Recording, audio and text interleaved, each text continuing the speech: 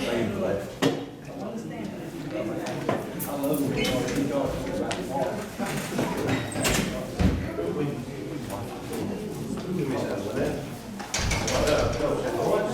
Oh, Georgia, okay. Georgia and Florida. All right, everybody agree, we'll go ahead and get started with the next section.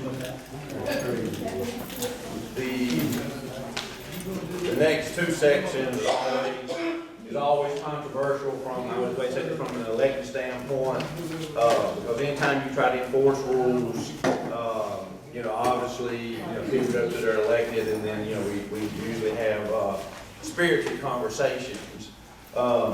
We started this last year, we talked about it, we also talked about the mid-year just before the elections started off, and then, so I thought it was important to bring it back, because as I alluded to it earlier, as we talk about residential tax digest issues, a lot of the issues that are affecting our residential tax base is the dilapidation of housing, certain streets, certain blocks, or whatever.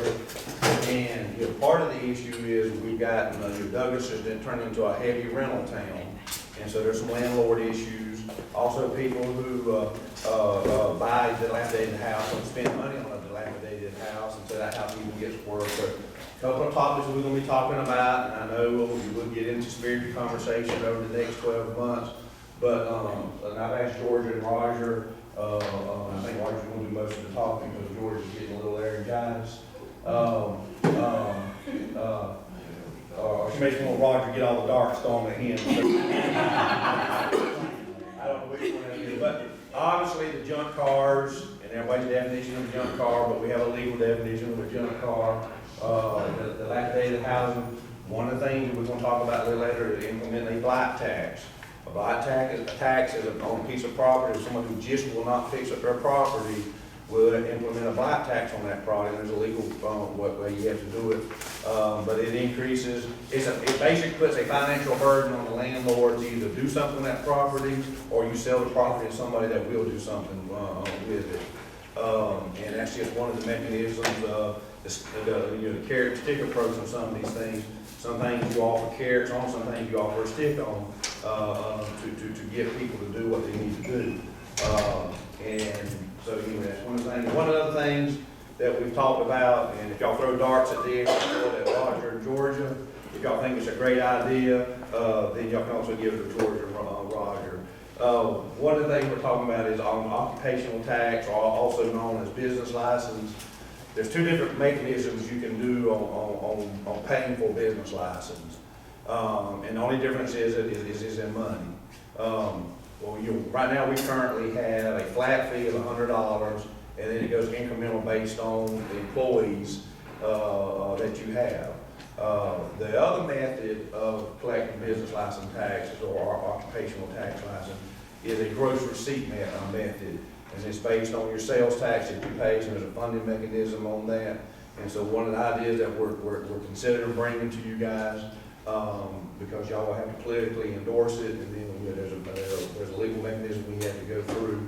And this wouldn't go into, at best, if we brought it up till next year, but probably the following year, but there's a 12 to 18 month period in there. But we want to throw it out there for y'all just to consider and think about. Because some people will be net neutral, it won't mean anything to them. People who have large sales, it will be an increase in them, but a lot of your big stores, Walmart's and Kmart, or Kmart's history, but anyway, but people like that,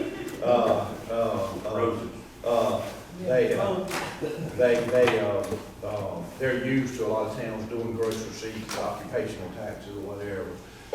Anyway, so we'll talk about that at the end of this, and at this time, I'm going to let George and Roger start on their presentation, which is the one I think with a little car on it or something, or blue.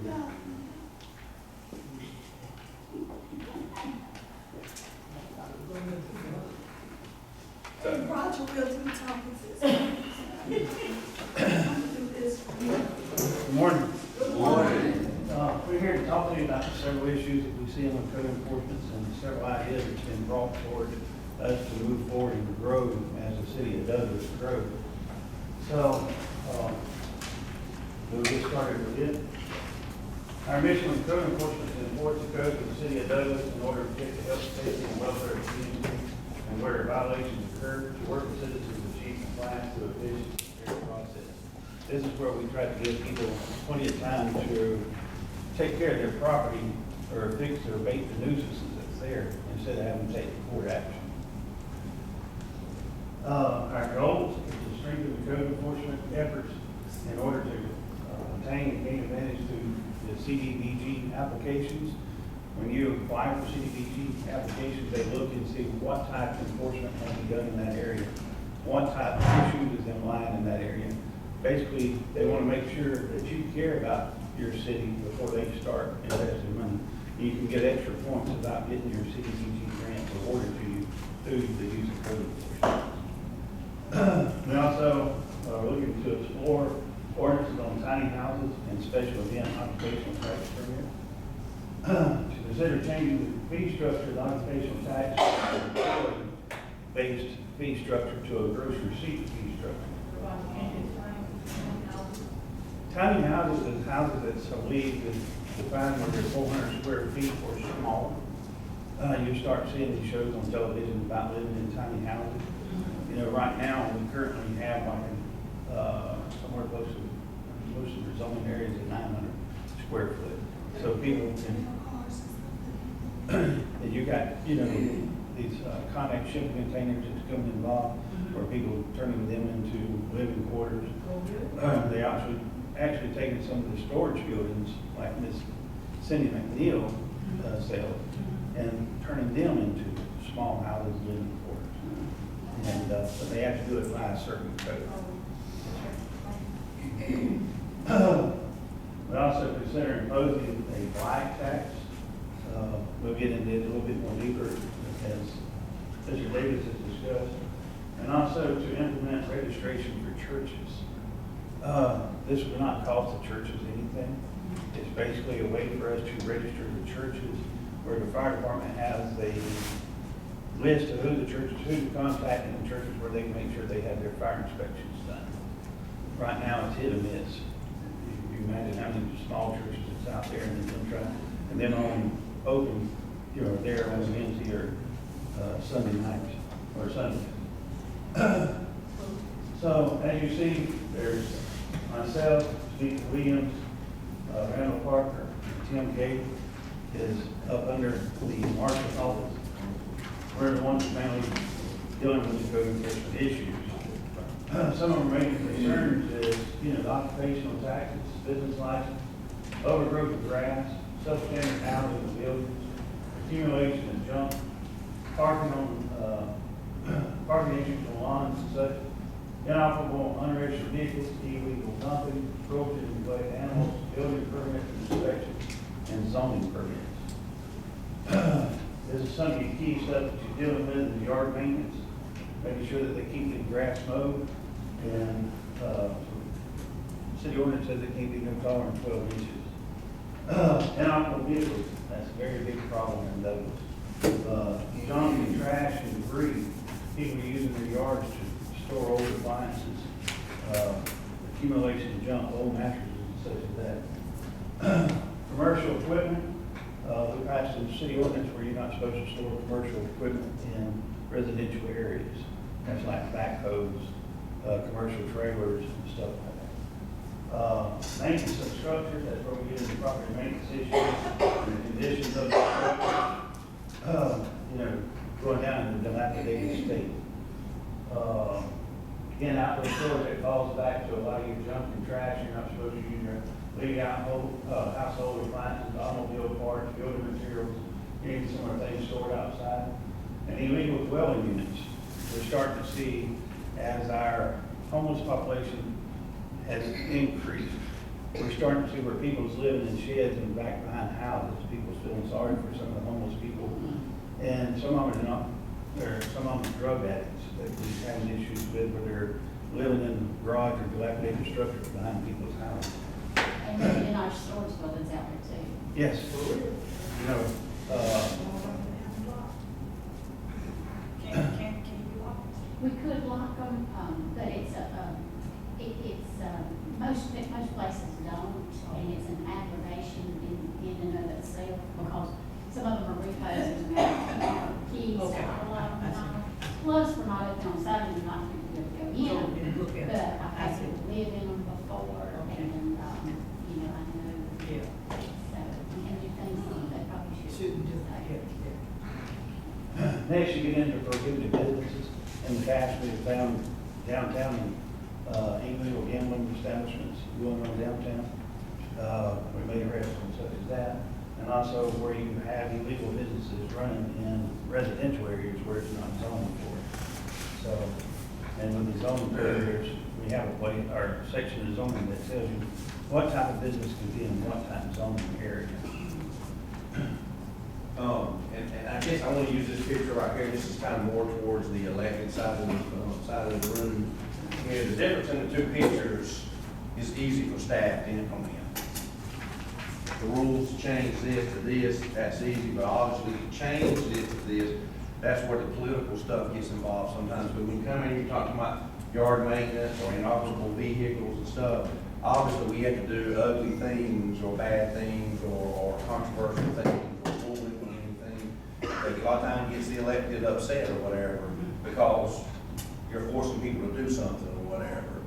And so, I mean, going forward though, and us as African Coffin, you know, we're gonna be hitting this pretty hard and heavy. And so, you know, if there's any conversation that needs to be held right here, right now, you know, on this, well, I mean, and I guess like I said, from the elected side, you know, let's talk about it because, every one of these things is controversial. I mean, every one of them, prohibited businesses, I mean, you know, there are rules on the books that says you cannot be running, I'm gonna pick on one, hair salon out of your house, or tax office out of your house, you know. Now there are some businesses that you can, you know, but a lot of people are starting to get into this mixed use of their housing or whatever, and that doesn't follow the rules. Well, to implement that, you gotta tell people they can't do it. The first thing y'all gonna do is go get a call, you know. Stuff like, Can they not do it, or they must have a license to do it? what, all those things. Some people run a business without license. They're Okay. cooking, that's an enforcement, just like some people who cook out of their house. They don't have health department, they don't have business license, they don't have insurance, all that kind of stuff. But if they had a license, they would be legal. Well, If it's zoned. if it's zoned that way, the residential zoning is residential zoning. You can't run a kitchen out of your house. But, And there's certain things that, IRS gives you, credit for using your house. home offices and stuff like, yes, like offices and stuff you can do. But like if you're running a hair salon out of your kitchen, you can't do that. Okay, what if you got a designated room? Well, Okay. well, if it's not zoned that way, and it's zoned, and our zoning maps tell you what you can and can't do. See, the way I understand that, Charlie, correct me here if I'm wrong.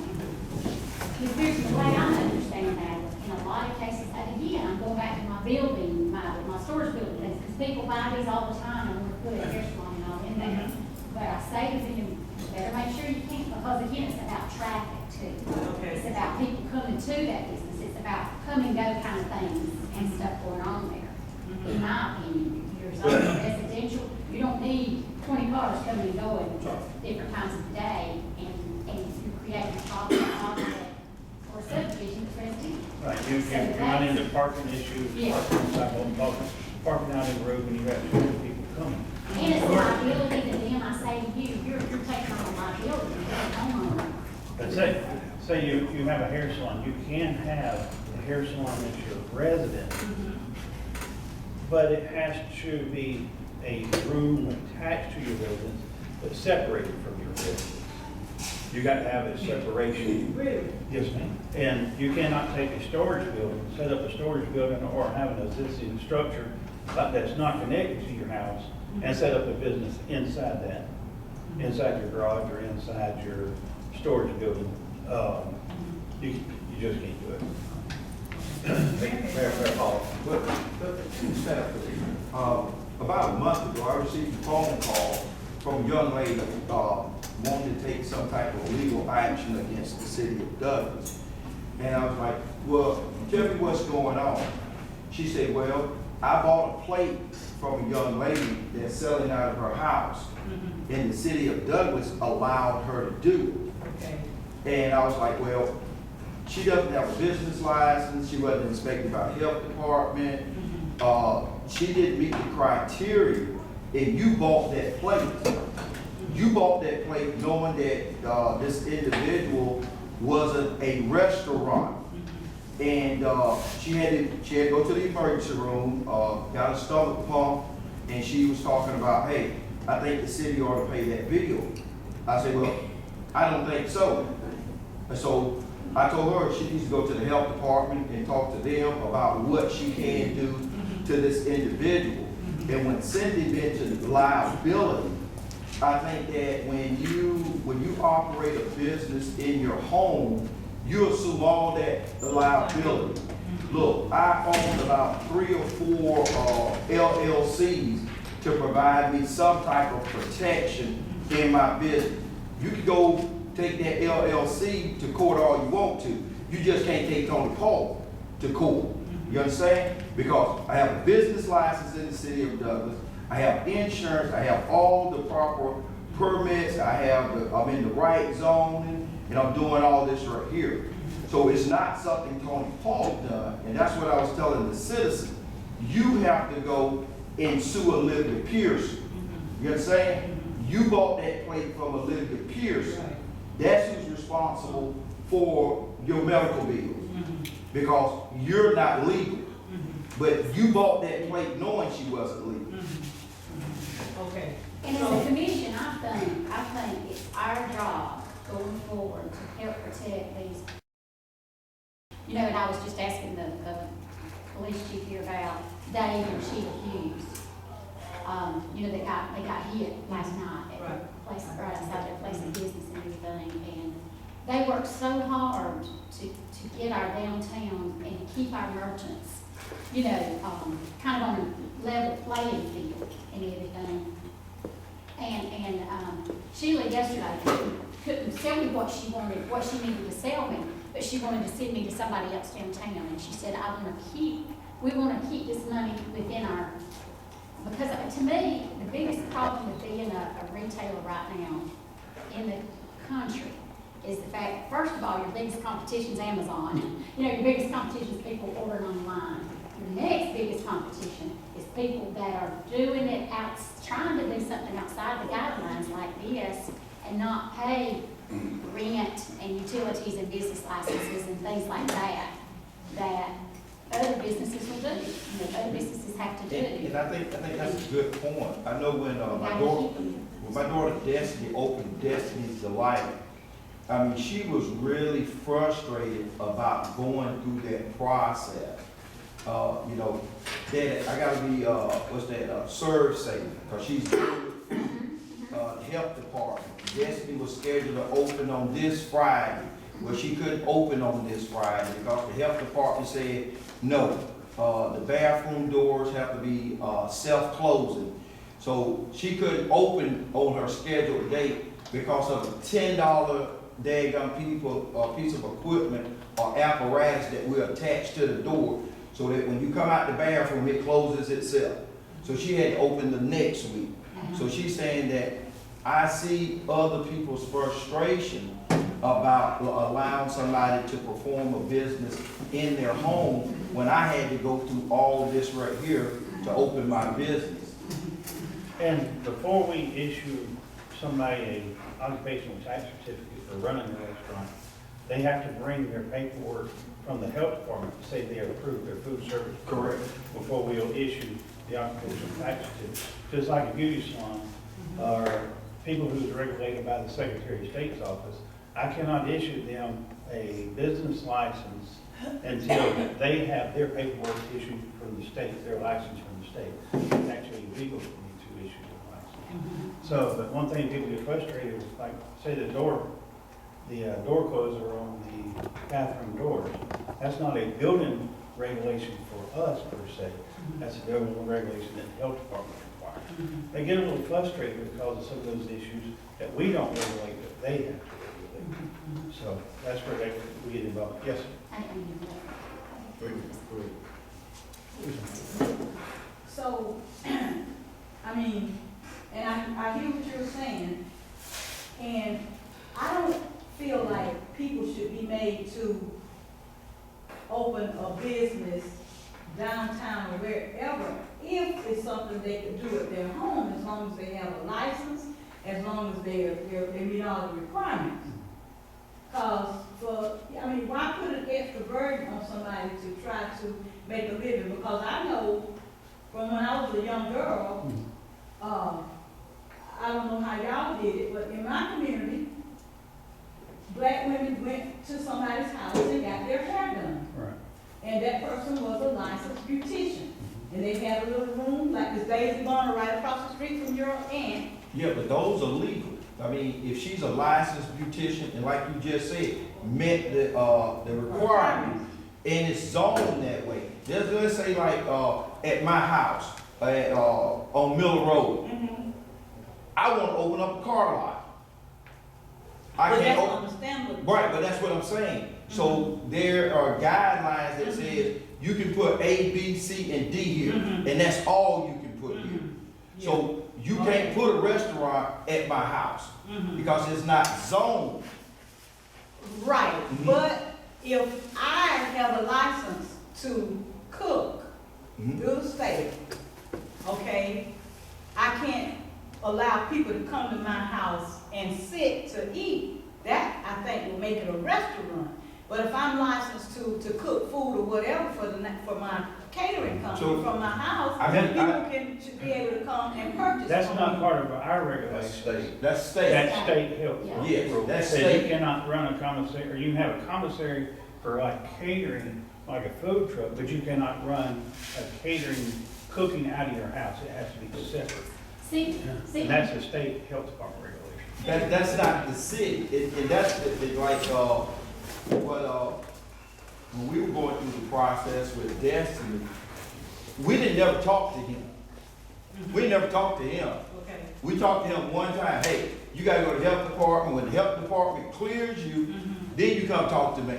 Okay. Well, with that little apparatus, that $10 apparatus that we had to go purchase from Lowe's, that's what held us up. Roger didn't hold us up. So the thing is, if you're cooking out of your house, first of all, are you safe served? That's the first thing. The second thing is it zone 40? Do you have the proper insurance, the liability? Do you have the posters up for choking? Do you have the posters up for whatever? It's a litany of stuff that has to be done at a state level. Right. Once I forgot the young man that works for the health department came in and said, okay, you're good to go. Then we came down here and here you go, Roger. All right, you got this. Here you go, Roger. Got this. Okay, now we can give you a business license. Roger never came to my building. And that's a building which is separate from a house. So what I'm trying to get at is that allowed not to have a restaurant on my property? If I chose, I'm not talking about a restaurant, to be able to cater. The health department. Legally, you cannot do that. You can't. and see, the state also, let me interject here, the state also wants to be sure that you're, when you sell that plate, when you sell that plate, you're collecting sales tax from that person. And that they get their share of that, am I right, guys? Because it gets into, like I said, the health of the food, the rules for the food, and then like I said, then the sales tax of the food. Sales tax is what they're concerned about that too. And that's what I say about, See, I disagree with it. I don't think it's about sales tax. I think it's about public safety. That's the primary. Because, that restaurant has to have a a 3-compartment sink, it has to have a grease trap. No, what I'm saying is, I'm talking at your house, if you're gonna be cooking. You got to. So you cannot take Unless the health department gives you Exactly. the permit, they're not gonna do it. They're not going to use your kitchen to do it. Okay. That's what you said, that's what you want to allow. So see right now, on one item, how controversial it gets from the get-go. And part of it's fed, part of it's state, part of it's city, but in order to implement those rules, it's very controversial. And And so it's not Roger, it's not George, it's not whoever, Randall, and all them, whatever. It's just, in order to change that picture to that, those are the things, just like inoperable, motor vehicles. Okay. Western's definition of inoperable car is not the same as the legal definition, okay? As long as it can crank up, it's an operable vehicle. Whether it's got insurance, tires, cattle, windshield, doors, but that's not illegal. And some of our, and here again, for staff, that's easy. Move your car. Politically, it goes, oh, we're fixing up that my daddy's old truck from 1984. Right. You Wait know, on hold. or my son's getting ready to go to college and we're gonna fix it up one day, you know, whatever the thing is. But here again, Is that the definition of inoperable motor vehicle right there?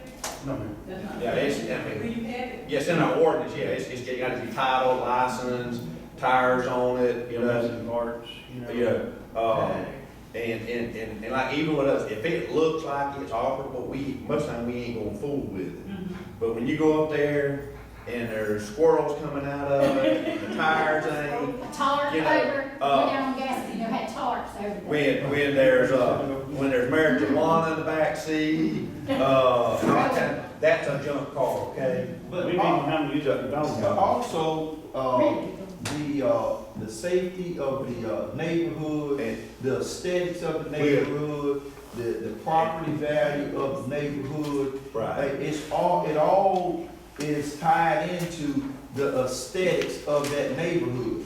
So if we run through, I remember when I was growing up on Martin Luther King, everybody got outside, cleaned their yard. I mean, on Saturday, it was just everybody getting out there, trying to clean it up. And the thing is, when, let's say like, if we land a major industry, and they're coming in, and they bring in folks, they're looking for places to stay.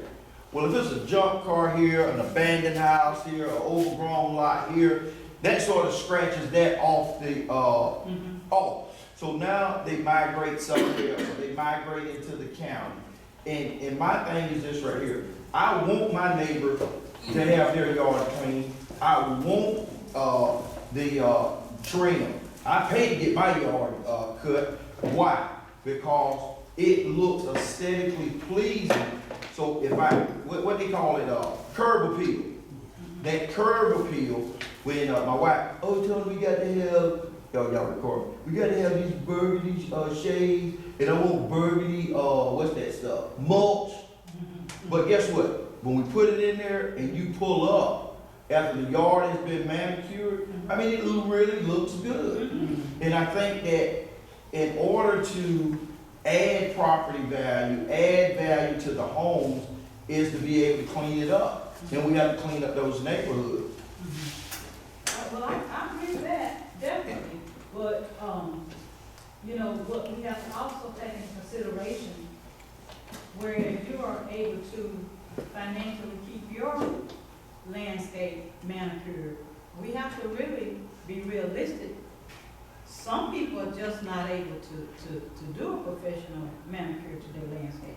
I agree. And just keep the grass. To keep the grass, right, do the basics. We just, yeah, but what we have to consider too, now people that's able-bodied, who can cut their grass, yeah, they need to be cutting their grass. But sometimes we have elderly people who might not be able to have their grass, yeah, trimmed. And another thing I wanted to address was the 12-inch grass. Now, it doesn't take long for that grass to get 12 inches. We use common sense with that. We don't like the Bahia that can go it's 12 18. inches. It's 18. 18? No, that's No, I think 12, it's 12 right. inches and 18 on the Yeah, Bahia. but Oh, make it lot, yeah. when we went out to, I went out with Mrs. Beaver and to some lot, and, the guy don't live there no more or whatever. And, you know, 12 inches from that 1 week before we had it done to the next week. it was already We're not 12. worried about the Bahia grass, Mhm. and we try to take into account, is it a rainy season? Right, Can because it you- was rain season during that time. You know, sometimes we hit these rainy seasons, and you can cut it this week, and it'll be back next week, but it's Right. raining between that time, so you don't have a chance. So we don't, Right, okay. we use common sense with it. Okay. And even like on Island number 3, drunk, trash and debris, and like I said, you know, here again, one person's junk, somebody else's treasure, but there's definitions of junk and trash, and debris there, you know, and here gets controversial. People who bought it got it there. Now all of a sudden they want to take the easy way, so I can't get rid of it, so they just throw it out. If they got it there, they gotta be able to get rid of it, you know, and that's just, you know, when they throw out pianos and mattresses, and, you know, and that kind of stuff. You know, and the only way to make people do that is, you've gotta be ugly. And I'm saying ugly, not in bad customer service delivery. Got right tickets, fines and stuff, whatever. And so, you know, but here again, they call y'all. But a lot of people, Charlie, like on Loophole, they think Loophole is a regular dumping station. Amen. Right by those And we apartments. can put up a no dumping sign. And just like this other day. And then they put tires over the no dumping sign. Just like the other day, One down. just like the other day we done something, and I'm sometimes beating up on politics, but I mean, that's where staff has a lot of friction sometimes, is with the elected. Give you an example of that. We went, somebody was dumping, we went through the trash, we got their information, we went and gave them 2 $500 tickets. Yeah. Now, they called an elected person, Well, I wouldn't want that guy. you know, and, you know, here again, yeah, $500 is horrible. It's horrible. The trash itself probably ain't what we're, if you took that to the landfill, it's probably $15. Right, right. They just chose to say, I'm gonna take my trash and put it on your property. Right. Well, we're gonna bust your tail. I mean, that's just, I mean, and that sends the message. Next time you go, ooh, don't do that. So, but here again, they go, that ain't my trash. Oh, no, your name's all over it. You know what I'm saying? Now, if you got one piece of trash with a name on it and nothing else, that's one thing. Yeah. But when everything in that bag, Yeah. your neighbor didn't go get your trash. The thing that frustrates me with that dumping, that's just like on the road beside my dad's house off of McDonald. That's a If big you dumping. turn right there. You're right. I mean, Old Belly I Road. don't understand, if you put it on the truck, we have 2 junk drop-off days. Exactly. That makes no sense. It doesn't. I mean, we need to put some deer cameras out there or something. We do. What they ask me is, what Because would it they take to have junk-free every Saturday? What would it take for the city of Jackson? Money. Okay, that's what I want to know. It's just money and personnel and transfer fees and stuff, whatever. Yeah, that's what are we giving up? We do it twice. We do it twice. I don't know. The issue with our junk is not the ability to get rid of it, it's the ability to be sorry. Well, that's what I'm saying, that, Charlie. Charlie, if we have it, we'll know then if they use it or not. And our excuse is then, because the people that I've had use the dumpster at my office, or the dumpster, whatever, that I pay $65 a month to empty, say, well, it wasn't, it was gonna be another week before I could do, or gonna be another 2 weeks before I could drop my junk off free. We also, one other issue that we have about this is you have somebody to clean up your house, spring cleaning, whatever, and you pay somebody to haul it off. Well, they take, we just had it the other day, took it to the bowling alley and dumped it off at the bowling alley. And that is actually a felony. Yeah, okay. They dumped it off, dumped it off. So we just wanna let y'all know, we know, and here again, these people that are doing it, some of y'all know them. They're voters, they're phone callers, whatever, but we're gonna start, we're gonna really put some teeth in it, so that's why I wanted this discussion today. So if y'all need to chew us today, go ahead and chew us. Because here again, as long as it's somebody you don't know, it's fine. As long as it's somebody who don't vote, I'm sorry, go ahead, Mr. Taylor. No, sorry, no, give it to the. Now, the question I was gonna ask, going back to the food that's been sold at the house thing, from y'all, what is the protocol, you know, what do we do, I mean, what do y'all do, once y'all find out, you know, We normally notify the health department first, and let Daniel from the health department go out. If he's not comfortable going out by himself, we will accompany him, and we let them take care of it as a point of health department standards. If it continues, then we can issue them a citation for operating without having an occupational tax certificate. And Commissioner, can I just be honest too on something? We really should shut it down ourselves from the get-go because they don't have a business license. But sometimes politically, we use the health department, let them go stir it up, and then we come in on that and we say, hey, the health department done it. Because we know a lot of these places, because here again, half of them are y'all's kin folks. You know, or your neighbors, or your schoolmate, or whatever. Some of them talking about kin folks. So sometimes you turn a blind eye to it. But when you go back, what creates all these things on the picture on the right-hand side is all these things we let go because it offends somebody. But in order to get back to this, we gotta offend the offenders. And here again, that's where I'm gonna put asbestos underwear back on y'all. Y'all gotta be able to take that heat because that's easy for staff to go out and do this. Stop. I still think that, but enforcing it also comes down to public safety, because I know the young lady that had to get a stubble upon. I mean, she wants to pursue legal action, and the only person that she can, take legal action against is the person that cooked that food. Right. So, I mean, to get her medical bills, paid, and then what about, punitive damage? You know what I mean? I mean, this person cooking out of their house, in theory, could have put their house at risk, their savings account, any of their net worth at risk for a $12 plate. Well, this $12 plate has cost this lady, $8,500. It's cost her $8,500 in medical bills, and she says she's not paying it. She says she's not paying it. But then Smith, would that go back and say that it'll fall back on us saying that, well, they allowed me, the city allowed me to. That was her thing, and I said, and only because we had been through the process, they couldn't get a city license until the health department cleared. I mean, the city has nothing to do with cooking until the health department says, save, serve. You got the 3-compartment sink, you have the trap, the grease trap on the 3-compartment sink, you got the closed door. All right, where is this here being stored? I mean, you can store this here and this here, but you can't store this over here. You can't put them on the same shelf. I didn't know all that, but we had to get that education. And once the health department says that you're good to go, that's when you come talk to the city. So you don't ever come talk to the city until the health department says you're good to go. So all the thing that Roger's gonna do is give me a daggone business license. So that, I don't think that burden is on the city when you didn't do A, B, and C. You have to do A, B, and C in order for the city to come in.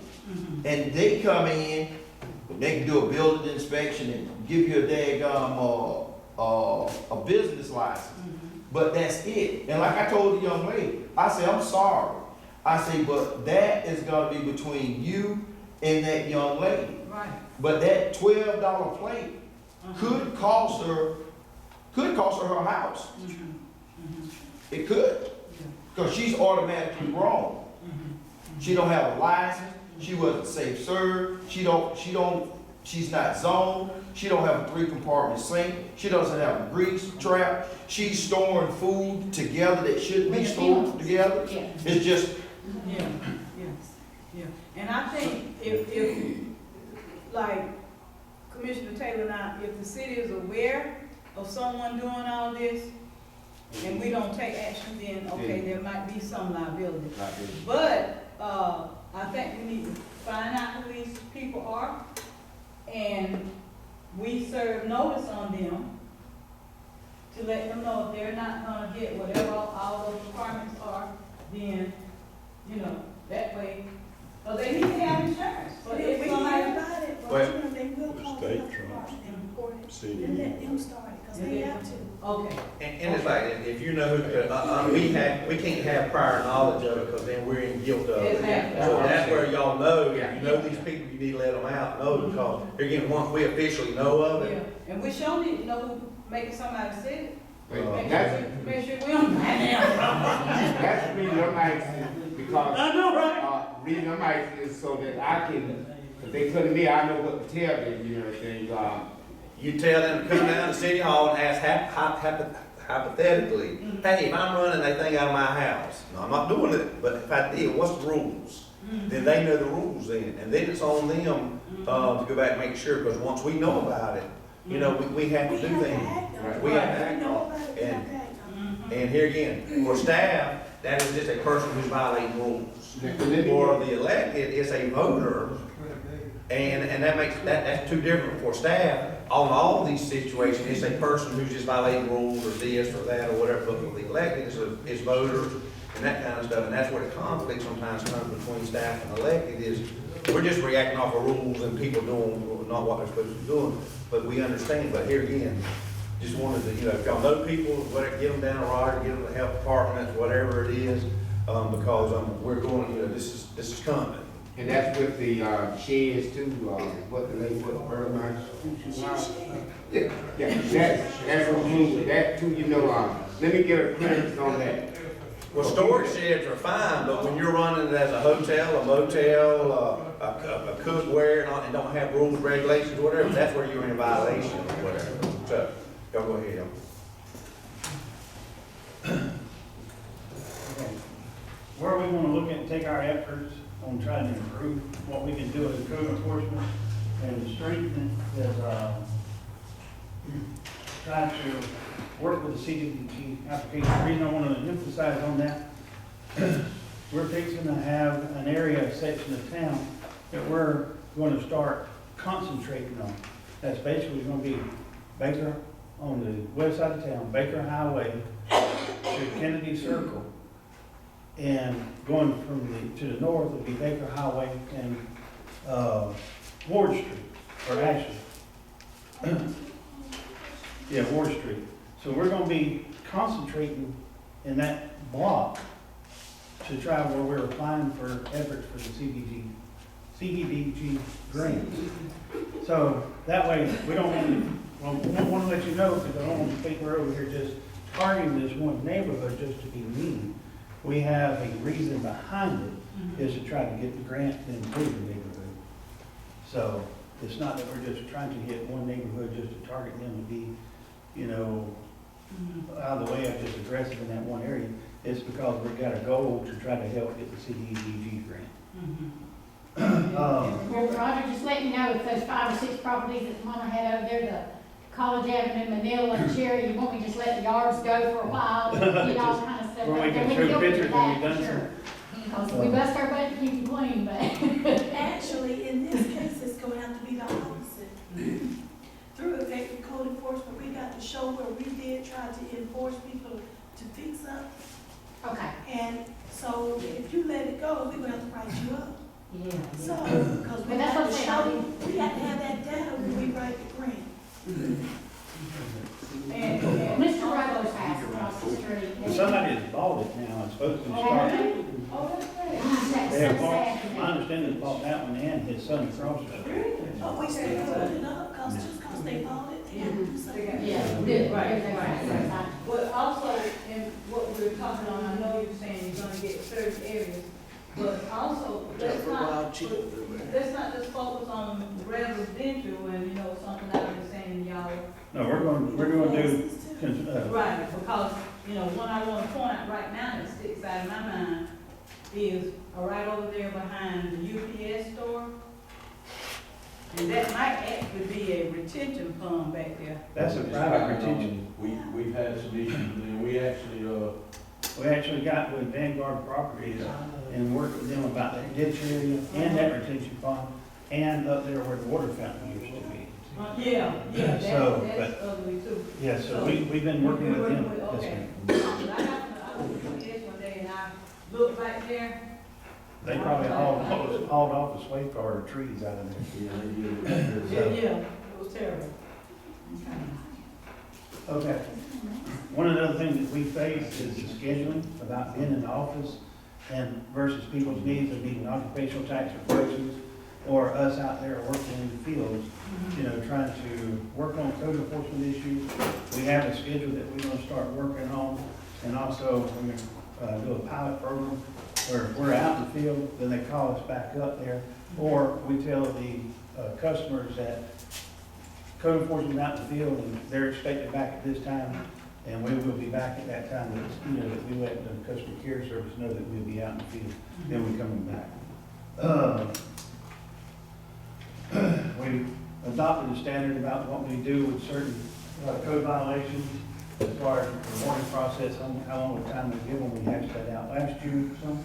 And we're gonna start now, since we've been really on a big campaign with it, is we're starting to see more enforcement action moving forward. I think we got close to 17 properties right now we've taken to court. We are in the process of bidding out to have it demolished. We're gonna search, or try to search and acquire code enforcement software that will streamline the daily process. Right now, we're using a system that's called Call Center.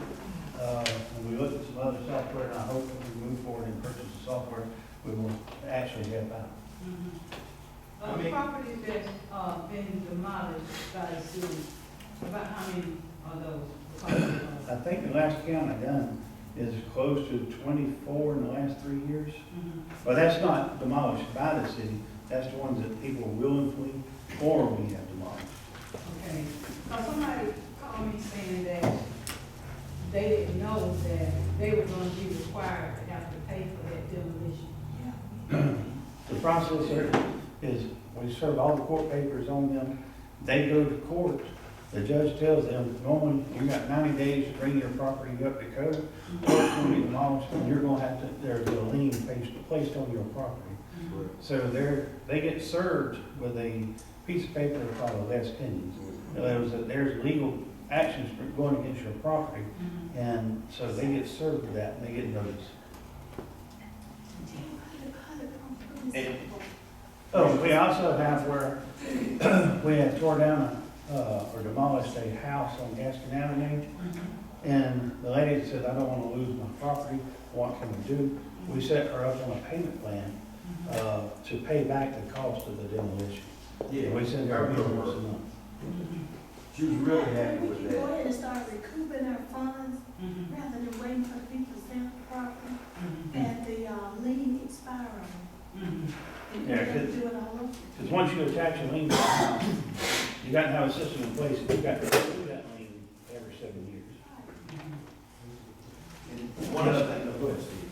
On the code enforcement piece, in my case, of the cemetery, I think maybe 2 weeks ago, 3 weeks ago, we had a little situation, talked around and all that good stuff.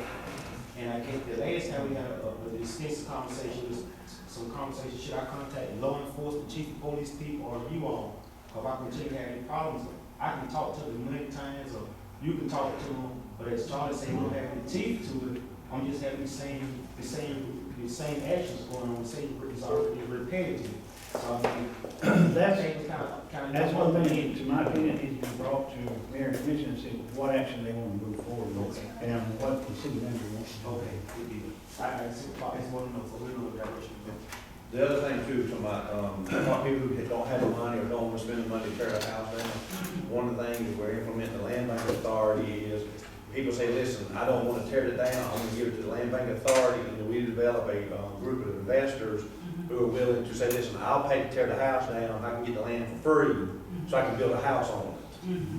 So we're working on that process, because sometimes these property values are so low that if you spend any money on it, buy an old house to tear it down to and spend the money, there's no profit in it to build a house. So that's the purpose of the land bank authority, is say, listen, I'm gonna use simple numbers. Say there's a $10,000 piece of land, but there's $5,000 worth of damage that you gotta tear it down or whatever. So if you can get that land for free, you spend the $5,000, you build a house, you may make $5,000 or $6,000, $7,000, but it's that value of just being able to shift the property to somebody else. It takes the burden off of them, and then somebody else can come in through a development to build on these lots or whatever. And then that goes back to rebuilding residential communities. Here's a new house now. Once was a dilapidated house.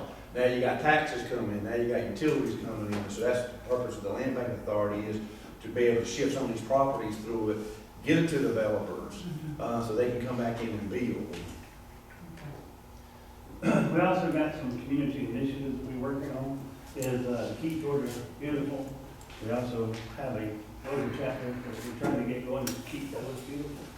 And some of the things that we're going to incorporate with that we already do is trying to get moving forward again, is the yard of the month. We also had the Great American Cleanup, our spring dump-free week that we do, and we're working on tire amnesty, and we have the free junk drop-offs already twice a month. And also working with them, we can get some things going with recycling. There's grants out there for some recycle programs, old computers, old appliances and stuff like that. And then adopt a spot or adopt a park, et cetera, where people can come in and say, hey, I want to take care of this block and I want to plant the flowers, just like the Women's Garden Club used to do. So, the Shane on You campaign, we're fixing to fire that up. We brought that to you a couple of years back where we take pictures of, dilapidated structures or dilapidated yards, and we can post them and say, the owner of this property, has this violations, we need this cleaned up. Operation Quality Life, we're gonna do that, during, was it March? No, May, April.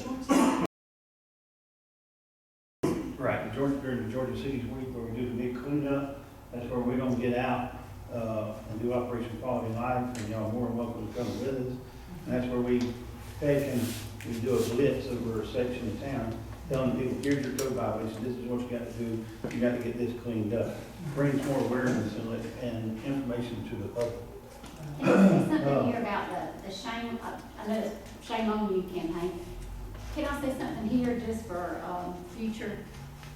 If there's a way to have a positive spin on that, to say something about there's room for improvement. You know what I'm saying? Make it a room for improvement campaign. Right. Instead of shaming somebody that, you see what I'm saying? Yeah, we can always come back and take a picture of what's been cleaned up after it's cleaned up, Yeah. and see this is a positive outcome. What would you do or how would you recommend room for improvement or something, and make it, put a positive spin on it a little bit, just so it doesn't really, we could be shaming some people that are, like Commissioner Pearson said, in some ways, they can't help it.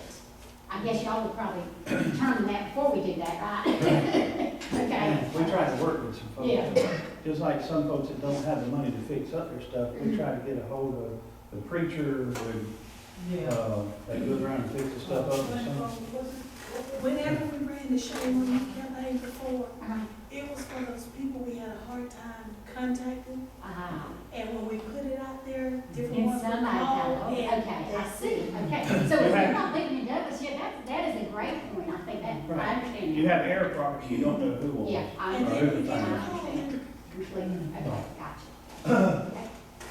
So we want to do a workshop with businesses and with the communities where they understand our code enforcement, what we do, and some requirements that they don't know about zoning with businesses, what they can do and such as that. We have one during Georgia Cities Week, we're gonna set up with the owners of the George Washington Conference Shopping Center. As you said, one is focusing on our residential, we're not. So we're gonna go and talk to them about the structures and tell them about different tax incentives and stuff that they need, why code enforcement may have to come in if they don't fix it. So y'all can be on the lookout for that. And that's gonna be doing, Georgia Cities this Week, week in April. we're gonna get y'all on schedule and when they get it put together. Mr. Davis has already hit on the Land Bank Authority issue. We got several people that's already inquiring about donating property to their house, to the Land Bank Authority, where we can start moving forward with it. And we also have what we call the GIC, is the Georgia Initiative for Community Housing. We have a committee, we're trying to work on that. We're trying to get awareness out of what's available. Then, working on the urban redevelopment plans. So that's something we have to do, we're gonna have to move forward with it. That's to the regional commission, correct? And the partnership with community foundation.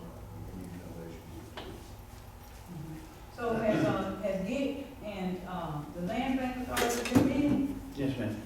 Yeah, okay. Yes, ma'am. Commissioner Pearson, the Land Bank Authority, our little group is gonna really, Roger has done a great job, Ms. George's done a great job.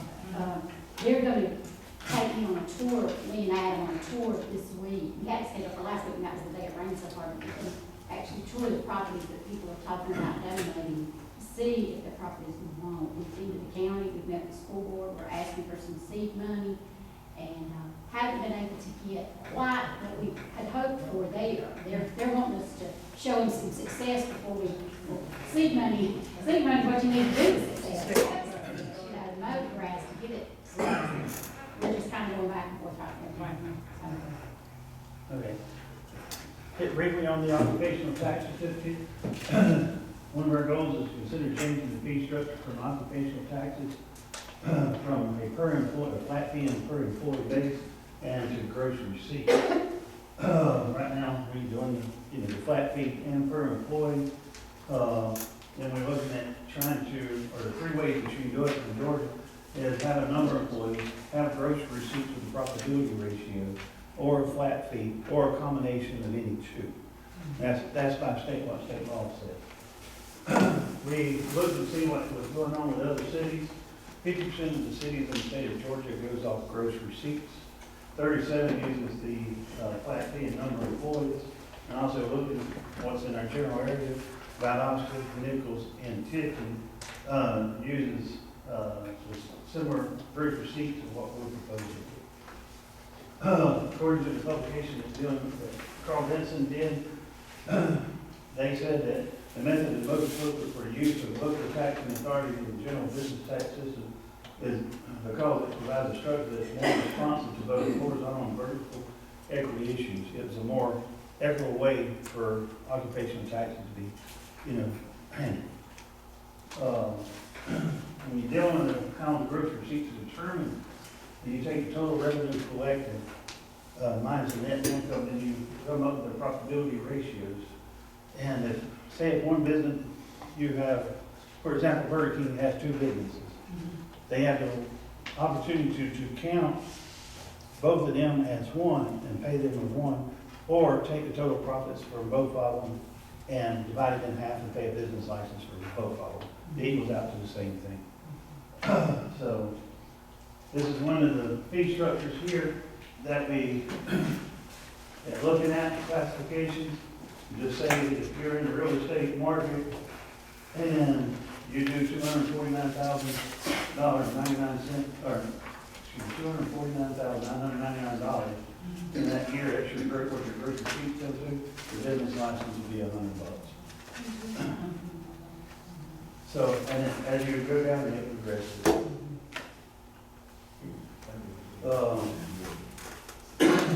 Same thing, this is a different classification. You'll have two different classifications of business. We had to do a study that's based off the federal state income guidelines that they put out, and we do the profitability ratio, then you take and split the groups in half. That's how we come up from with the two different classifications. And the NAICS, that's a federally, it's called the National Association of Industry Classification System. That just comes in and says that if you follow in them guidelines, your business is going to start off with number 42 if you're in wholesale. So that just tells us how we classify the industries. There's also what they call the 400 Club. If you're a professional and you fall in any of these, it don't go, you have the choice either to pay biannual gross receipts or pay $400 a year for your occupational tax certificate. And that's not something we determine. That's already part of what we deal with now. State law says each group has the choice to do this. So, pros and cons of moving to the gross profit is the most fair and equitable form of taxation on occupational tax. Also, you'll see an increase in revenues that come in, and we haven't, best I can tell, raised our prices on occupational tax since 1995. So the cons is, it takes a little bit more time to process a occupational tax certificate, because you have to actually sit there and manually enter in the price and such, or what you charge them. Potential revenues, that's it, we collect right now $126,000 annually, and you can move up to a potential increase of $200,000 a year. Increase. So, we spoke about the blight tax earlier. This company is basically the Community Redevelopment Tax Incentive Program. Everybody knows that it's blight tax. several commissioners have come to me and asked me, they heard about blight taxes in other areas. And Albany was one of the first ones that come out and started it. There's been multiple cities that's moved forward. Localities, or we can establish a tax incentive program to rehabilitate blighted property. We can decrease the burden on them and move forward and have another way to add a tool in the toolbox to make people do something with the property that you can't normally get them to do anything with. Tax incentive program look like something like what? It's a little bit confusing about a tax incentive program. It's more an incentive to make them do anything instead of them to benefit from it. So, You have some examples of some places that have, you know, have some case studies, okay. you can't use it on, you cannot use this on people who use the residential property as their primary place for residence. That's one restriction. Residential structures that vacant or used for other purposes other than primary residence you can do. Light commercial industrial structures, brownfield properties that might have hazardous material and that's been released in the dirt, just say up here on West Wall Street where DOT used to be, big fenced in lot. They've been having to do hazardous material remediation in there. So, you know, you can use it to help take incentives to make them clean that up, or you unlikely to be used or undeveloped land. Common procedural steps. We do an inspection on the property. You do a written inspection report, a written determination of what the violations are, and then you give written notice to the property owner, and notice to that we're fixing to take them to court and assess a black tax on their property. So, and they can request a hearing to the municipal court, and the burden's on the city, and the municipal judge would have to make a determination, is it a true blight property, and is there a need for it? And then, if they don't agree with that, they can appeal it to Superior Court. This is the city that's done it. Like I said, Albany was the first one, we did it in 2008. Ribbon moved in 2009, Lyons, Georgia, Kennesaw, Cedartown, Heritage, Rockmart, Cindy, Freedom, Backwards, Savannah, Dublin, Cobb County, and Commerce. Variations that you have to look at among the different municipalities is the millage rate factors, the use of funds, or the money that comes in for taxes to go to general fund, or do you separate it to a special allocated fund? And then the procedural steps in clearing the property and to maintain the blight condition. And then we'll have our own definition of blight that will match what state law says blight is. So this is an example like doing the Albany, their millage rate. What they did was, when you see they increase their taxes 3 times what their millage rate is, as a more or less a penalty for having this blight tax. The reason you want to have a penalty that says to it because it's decreasing the value of the property next door if it's a dilapidated structure. So then that would have a tax value. If you go to Griffin, they went 7 times their millage rate for the penalty for having a blight tax. Once they bring the property standards or remove the blight, Albany has where it decreases 0.5% over a period of 3 years. And then Griffin did 0.5 up to 4 years, depending on the repair and what it's did. How about what else had to be incurred to remove? So, What year did Albany and Griffin do it? Albany did it 2008. I don't remember exactly what. Griffin was 2009. Yes. So, you know, then you have to sit back and look and see what more or less pros and cons is. It's a challenge and it has an administrative burden, trying to place everything to keep up with all the roads and infrastructure in the line, working back and forth with the tax commissioners also. And you have the choice using the revenue, what you want to use it for. You want to use it for another fund, which is work on other demolitions, where we have actually budget money every year to do demolitions. You can have that go in the budget for that cost. Or you can use money to help with land acquisitions. And that way you can move forward and help, the developers develop more property and get back on the tax taxes. And Griffin, Heritage Series, it didn't work for them. It was only used in a handful of times, and it never got through a remediation. And it was mostly done on commercial property. It was used on residential rental property. As anything dealing with dilapidated structures, air property. And if you pass on and you leave it, or you don't have a will, you have to determine who all else is involved, who has interest in that house, because you have to take them before it also. Run tracing down owners and creating taxes.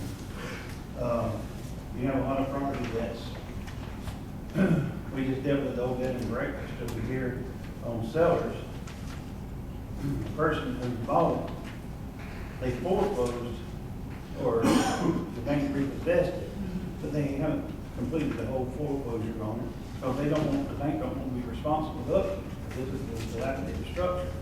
So when we take them to court, we have to name the person who previously owned it and the mortgage company. Now, where's that located? Should be the Oh, 200 block, More part, they used to have the bed and breakfast. two-story house over there. Oh, okay. Got wraparound porches. Yeah, So, Were they ever all, operate? Were they ever operational?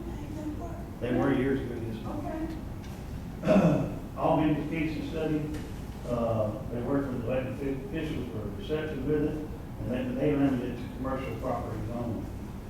They established a blank designation year code violation for nuisance and the minimum challenge.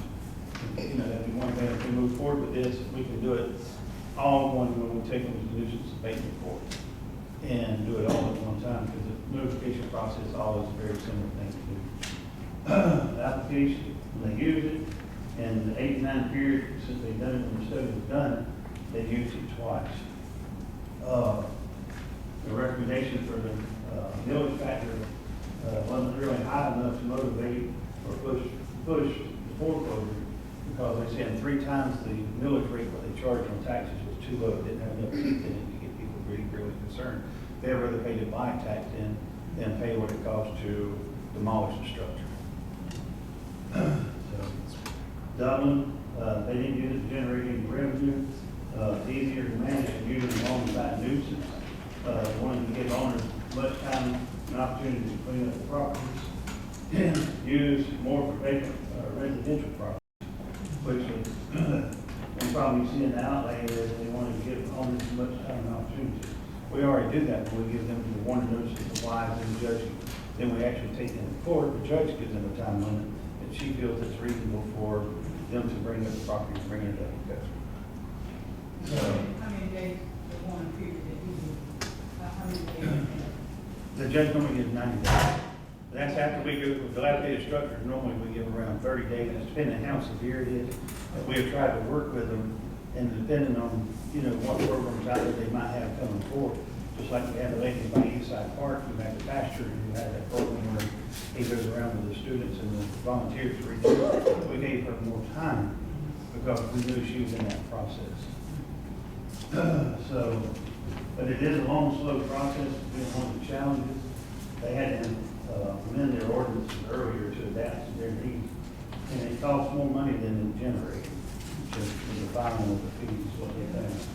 And ensuring property owners understand what happened and why, that's where they need you providing documentation to show. Just like some folks, you said they didn't know they had to pay back, they get told.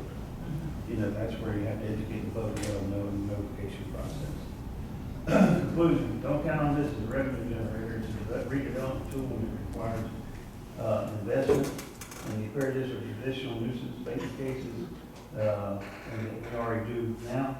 And you work with your planning and the revenue staff on the timing of the issues. You recognize where this will work and where it won't work, such as enterprise loans, have are cities that do not have property taxes. Because you have some cities that don't even charge property taxes. So, you need, when you determine the factor, how much you want to charge, you want to go higher with the factor and make it sting. You've got to have teeth in any ordinance that you can enforce, or they're not going to take it serious, or they're not, they just rather pay the bike tax than deal with the abatement cost. So, like anything new, you know, manage your public message and talk to the stakeholders, which is the school boards, the county, I don't know what cities is, and, you know, everybody else that we, you know, receive the parts of the taxes. So, with the person that called me about, having to pay for the demolition of her property. So if she owns the lot, and the structure is torn down, why is it that, so the demolition of the property runs into such a cost that the land fee, lot fee won't take care of? Well, what you have is, once we bid out the demolition cost, say it's, just for example, $3,500, that's what the city pays. And you put a lien on that property, and that lien, like I said, expires every 7 years, or you renew it every 7 years, and the city would not get their money back until they either sell the property or something happens to transition of the property, because it's just like a tax lien being placed on the property. They can't sell it, blah, blah, blah, until the money's paid back to the city. But I'm still, and I hear you, but, so, like for instance, and the property I'm referring to right now is on South Gaston, a mobile home. Ms. Betty? Uh-huh. Yes, ma'am. Okay, so, her property was demolished, I think, have y'all pointed all the way down? That's why she's paying us back in installments. Right. Okay, so but the land, who owns the land? She The does. lot. She does. So then, I'm trying to help you understand now, because I guess it takes about $3,500 to demolish it, right? Yes, ma'am. Her particular. Okay, I'm just guessing, I heard you say 3,500. So how much is the lot worth? Well, I don't know the name. How much? I mean, that's according, Because that's her lot. that's her I lot. can look it up right here, what you got, what's the I address? believe it's 1357 South Gaston. But the way her court order is, if she misses a payment, Uh-huh. they can take her property to get our money back. And she was aware of that. She signed So she's paying y'all back. Yes, How much ma'am. does she have to pay back? 35. Hers was $2,800. Yeah, hers was 20. She's having to pay back $2,800. Okay, so once she pays that back, She's clear. and that lot is, It's her. and that's, okay. But see, I'm I think it's 1357 South trying to Gaston. see if it was another way that it could be done. She was, If everyone had a dilapidated structure, who wouldn't want the city just pay for it and you just got this beautiful cleared land now? We're not in the business just go clean up people's lots for them. So we have to be real. I'm sorry. I would take off my mayor hat and put on a bootleg developer hat. When we redone, what's now Park Plaza, where the Richardson house was, now, the guy that cut the trees down, it cost me about $4,000. The guy that came in to remove the stumps cost me about $1,500. The guy that tore down the house itself, all thing he did was just tear it down, and these numbers are just ballpark, was about $2,000. Okay. That was just to tear it down. Where the cost that hit me, that I was shocked at, is by the house was built so long ago. If you took one of the bricks that came from that house and put it on a scale, you could go out to Lowe's and probably have to use 3 bricks for it to balance out. Okay. So out there at the landfill, they hit me for $5,100. That's how heavy that house was. $5,100 is what I gave the landfill. So just to clear that land I'm running somewhere between $10,000 to $15,000. So if the city would've came in there and cleared that for me, You would have loved that, right? yes, that's 15 grand I could've saved. And I don't have to repay you? No. I'm not saying that the city shouldn't be repaid. That's not what I'm saying. I was just trying to understand why the value of her lot couldn't, if it's causing her a hardship to pay the city back, and she wasn't expecting to have to pay this $3,000. She never expressed to us that it was a hardship. Okay, She asked for the payment, okay, and we had never done it, so she was a pilot. We didn't want her to say we've never done it, mhm, so we said, well, let's try it. The finance department helped us to set up the account, okay. That helps and them keep their and property. because of it, Right, I now we understand. want to go, when the court order come, we want to do more like that. Okay, So the city can go ahead and start getting our money back. okay. But- And, Yeah, see, it came to me as a complaint, right, but it didn't come from her. Somebody else told me she was complaining. And, cause I was like, well, the city's came down, I don't know that the city's making me pay it back. I she didn't was know. very nice. We asked her The, how much this she is- can afford to pay. Okay. That's the amount she gave Got us. it, got it. This is the lady that I was involved with. You were. maybe- Right, because she wanted that structure tore down. She said that it looked bad, but she didn't have the money, and she didn't want to lose the property. Okay, And she's the one that suggested an installment plan.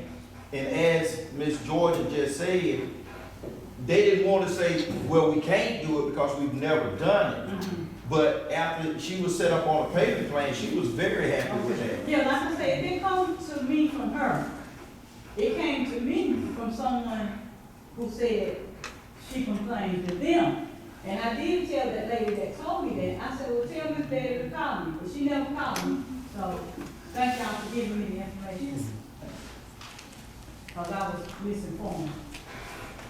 And plus, you know, she knew, they get notice in court from the judge that this is the time limit, and they have to have something done. We mail them a copy of the certified of the court order, where they have the court order in writing saying this is what has to be done.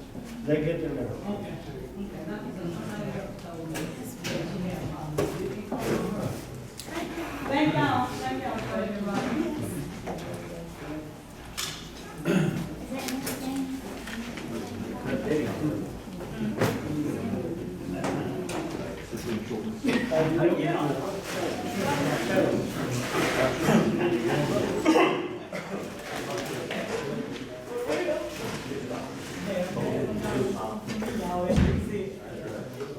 The next issue is gonna be law enforcement, department, what we've done, where we are, where we're headed.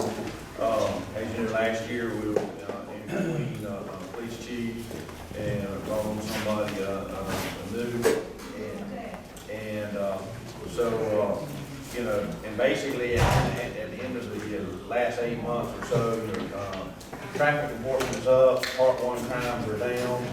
I think we've gotten a lot better, we're doing a lot more community involvement with coffee with the cops and all that kind of stuff. Shane will talk about that. Shane, take it away. I'm gonna try to catch us back up so we get out here at noon, so y'all hold on. The Douglas Police Department is dedicated to working in partnership with the community to provide exemplary service while maintaining a proud tradition of honor, integrity, and commitment to service. We operate under honor, integrity, and service.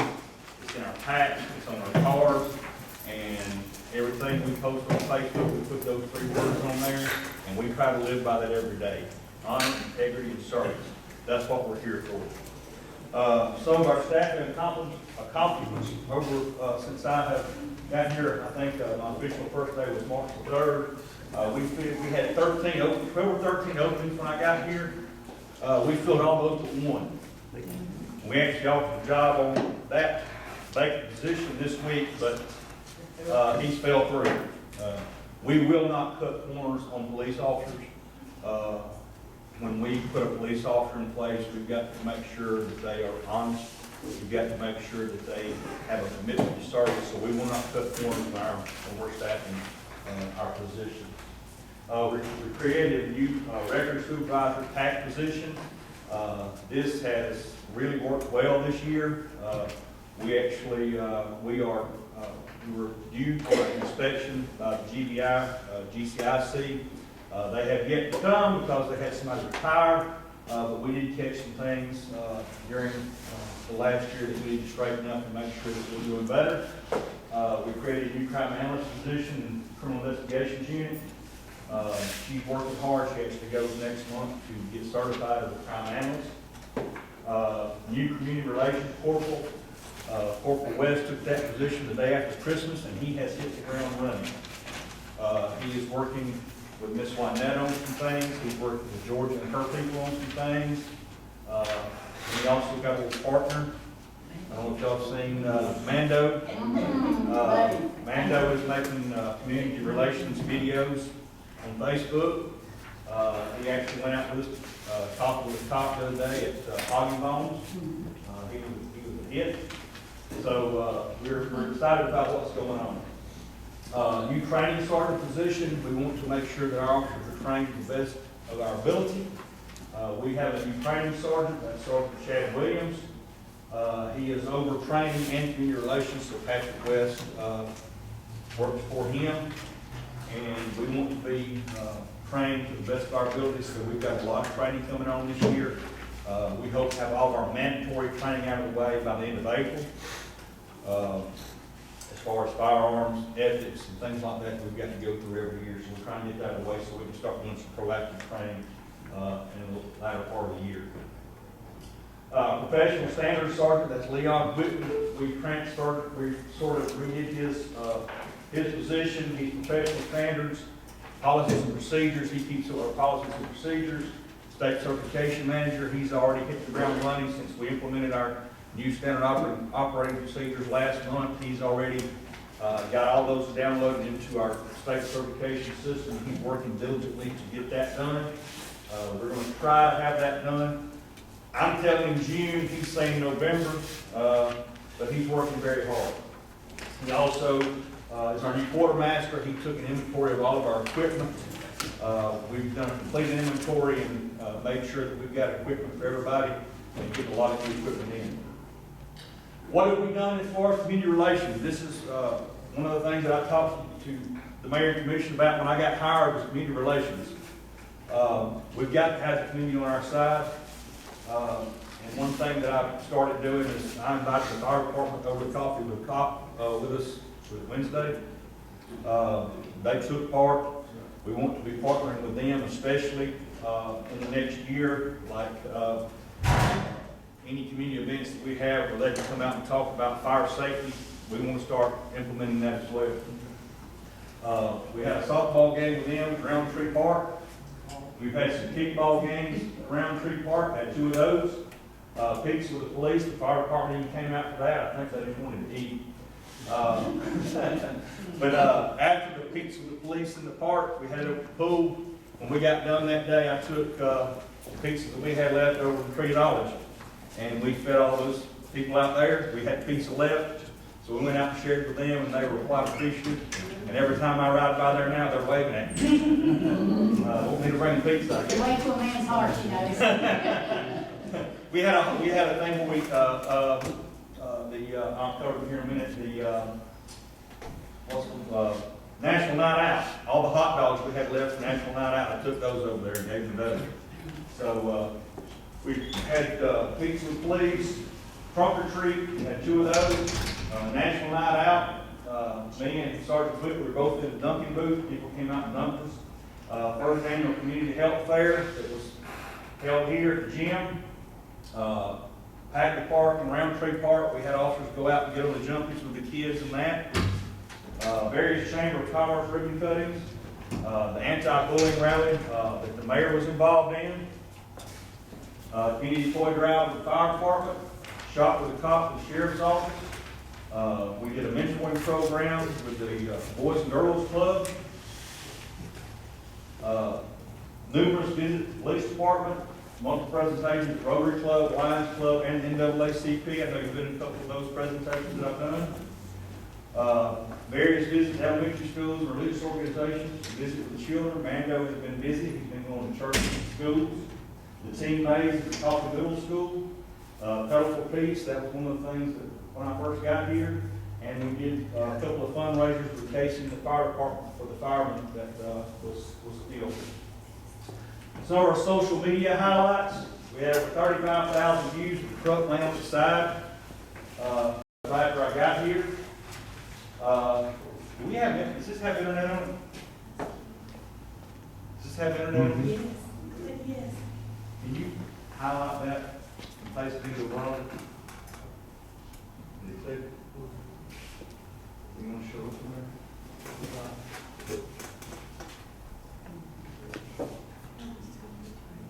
there? Chief of the day, Bennett, he was a young man that one of our corporals gave a police uniform to at one of the elementary schools, and it went viral. We made him chief of the day, and I was hoping we could play this. This is a video from Fox 5 in Atlanta. It went several other states, but it did play in Metro Atlanta. When this played in Atlanta, I started getting calls like crazy about Chief Bennett and Chief for the day. I actually cleaned my desk up for this too. Someone, Then I'm gonna work. It's trying, I had to log in on Charlie's Facebook page. Uh-oh. that's I what got mine here, I guess. Sorry. It's not one of Okay. It's just, I was hoping it would work, but it didn't. we'll try it. All right. Another highlight, we had over 303,000 views of our new uniforms. We went for these new uniforms after I got here. We got calls from Washington State, New York, Florida. The guy that sells us those vests, I think he used to be a deputy here. He is covered up. He can't catch up from selling all the vests and all the things that go along with those. The officers love them. After having myself 5 back surgeries from wearing a gun belt for nearly 30 years, that would have saved my back years ago. And so, what is it? Go back to it, let me see what's how. See all their magazines, their taser, their handcuffs, everything is on their vest. So the weight is distributed on their body instead of on their hips. So I've had 5 back surgeries because of that number. I know it's because of the gun belt. And this, right here, saves your back. Roger, does that gun belt cause back issues? It does. And Our people are our number one asset, and we've got to take care of them, and this is one of the things that we've done to try to take care of them. What have we done as far as the department? We've improved morale. We've, of course, improved productivity. We've improved training. We've improved community relations. We've improved equipment. We've reduced crime. And we even put in new landscaping around the PD and the training center, trying to make it look more pleasing to the public. We put freight myrtles around everywhere. Equipment improvements, the Class B uniforms, which is the load-bearing vest, new badges, new 9mm weapons. That gives us lower ammo costs and better qualification scores. They're more accurate. New patrol rifles. We had some patrol rifles that we got from the federal government years ago, and I think that was the source of a little scandal here at one time. So we sent all those guns back to the federal government and said, here you go. You can have them back. They were outdated, so we bought new patrol rifles. Less lethal shotguns. Less lethal shotgun is a beanbag round. The stocks are orange, so we can tell the difference, but the shotgun shoots a beanbag round. If somebody's holding a knife to you or has a knife to themselves and we need to take control, we can hit them with the beanbag round. It doesn't cause, it's less lethal. It's not supposed to cause death. But if we need to get a hold of somebody and we don't want to shoot them, then we can utilize these less lethal shotguns. Smart Cop is a new records management system. E-tickets is part of the Smart Cop. Implemented Guardian tracking for employee performance tracking and early warning system. This is one of the greatest things that we have done. Guardian tracking tells us when we have an issue with an employee, complaints, tardiness, absenteeism. We document everything. We document good and bad. If we have an employee that needs recognition, we put that in there as well. And ordered the new ALPR, automatic license plate reader system. That has been ordered, it hasn't come in yet, but that will be on one of the new patrol vehicles. Our number one asset are our people. Happy people make better employees. We implemented some changes to our policies. We extended the take-home car policy to a 22-mile radius. It was 22 miles to the furthest point in the county. I don't know what it is with the police, but they love a take-home car, and it has helped with some of our recruiting. I think that's part of our draw to Douglas is we do allow that 22-mile take-home radius. If they live outside the 22 miles, they can't take it home. But most of our officers do live within the 22 miles. We allow facial hair, which it makes us more approachable. It makes us more like the public. And the officers love it. Most of them grew it out, and then a month or two they shaved it. They just wanted to say they could do it. That's the way it is with most agencies. Is you let them do it, they'll do it for a month or two, and they get tired of it. Start fishing. Was it reported that they couldn't have? They couldn't have facial hair. As mentioned before, the uniforms were a real morale booster and felt benefit for worth the cost to the city. I believe we probably saved some money in health costs by allowing those officers to wear those low barrier vests. What's our number one accomplishment? And I have not put this out in public. Moultrie has, several other agencies have, reduction in crime because of proactivity, 21.45% reduction. It's probably more than that, but some of the numbers, like some of the armed robberies that we did count turned out to be thefts. They were really more armed robberies, but as far as the reporting of those crimes, we had a 21.45% reduction, which is outstanding. These men and women are working hard. They are doing everything they can to keep this city safe. That right there is going to make a difference when people want to come here to open businesses. When you have a major industry wanting to come here, they look at the crime rate, they look at the news, and they see what's going on where they want to open a business. And if you have a high crime rate, they're not coming. When I first got here, it was embarrassing. I saw a meme on Facebook that had two guys like this looking at the TV, and it said, "People in Albany looking at the news in Douglas because of the crime." And that was embarrassing to me. And that's what we've done. We had, I think, 5 armed robberies the first week I was here, and it has dropped off dramatically. Some of these armed robberies we had on there were first of the year, and most of those have been solved. Well, I think about 2 or 3 years ago, it was reported that we were 10th state, I think, with the highest crime. And a lot of that, the Part 1 crime, a lot of that is your forgeries and frauds, identity theft. You see we're up on forgeries and frauds. Okay. That could be identity theft. So, you know, it's all in how you look at the numbers. You really got to get in the numbers and look at them. And with the new smart card thing, we hope to be going into our numbers a lot more in the future and making sure that we keep number those better.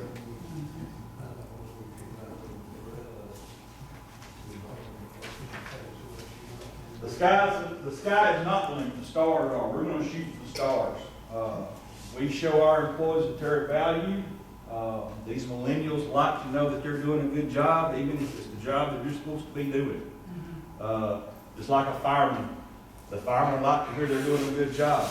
The guys out there putting the poles up, they like to know they're doing a good job. And that is what we've got to show our employees, that they're doing a good job, even if it's something they're supposed to be doing.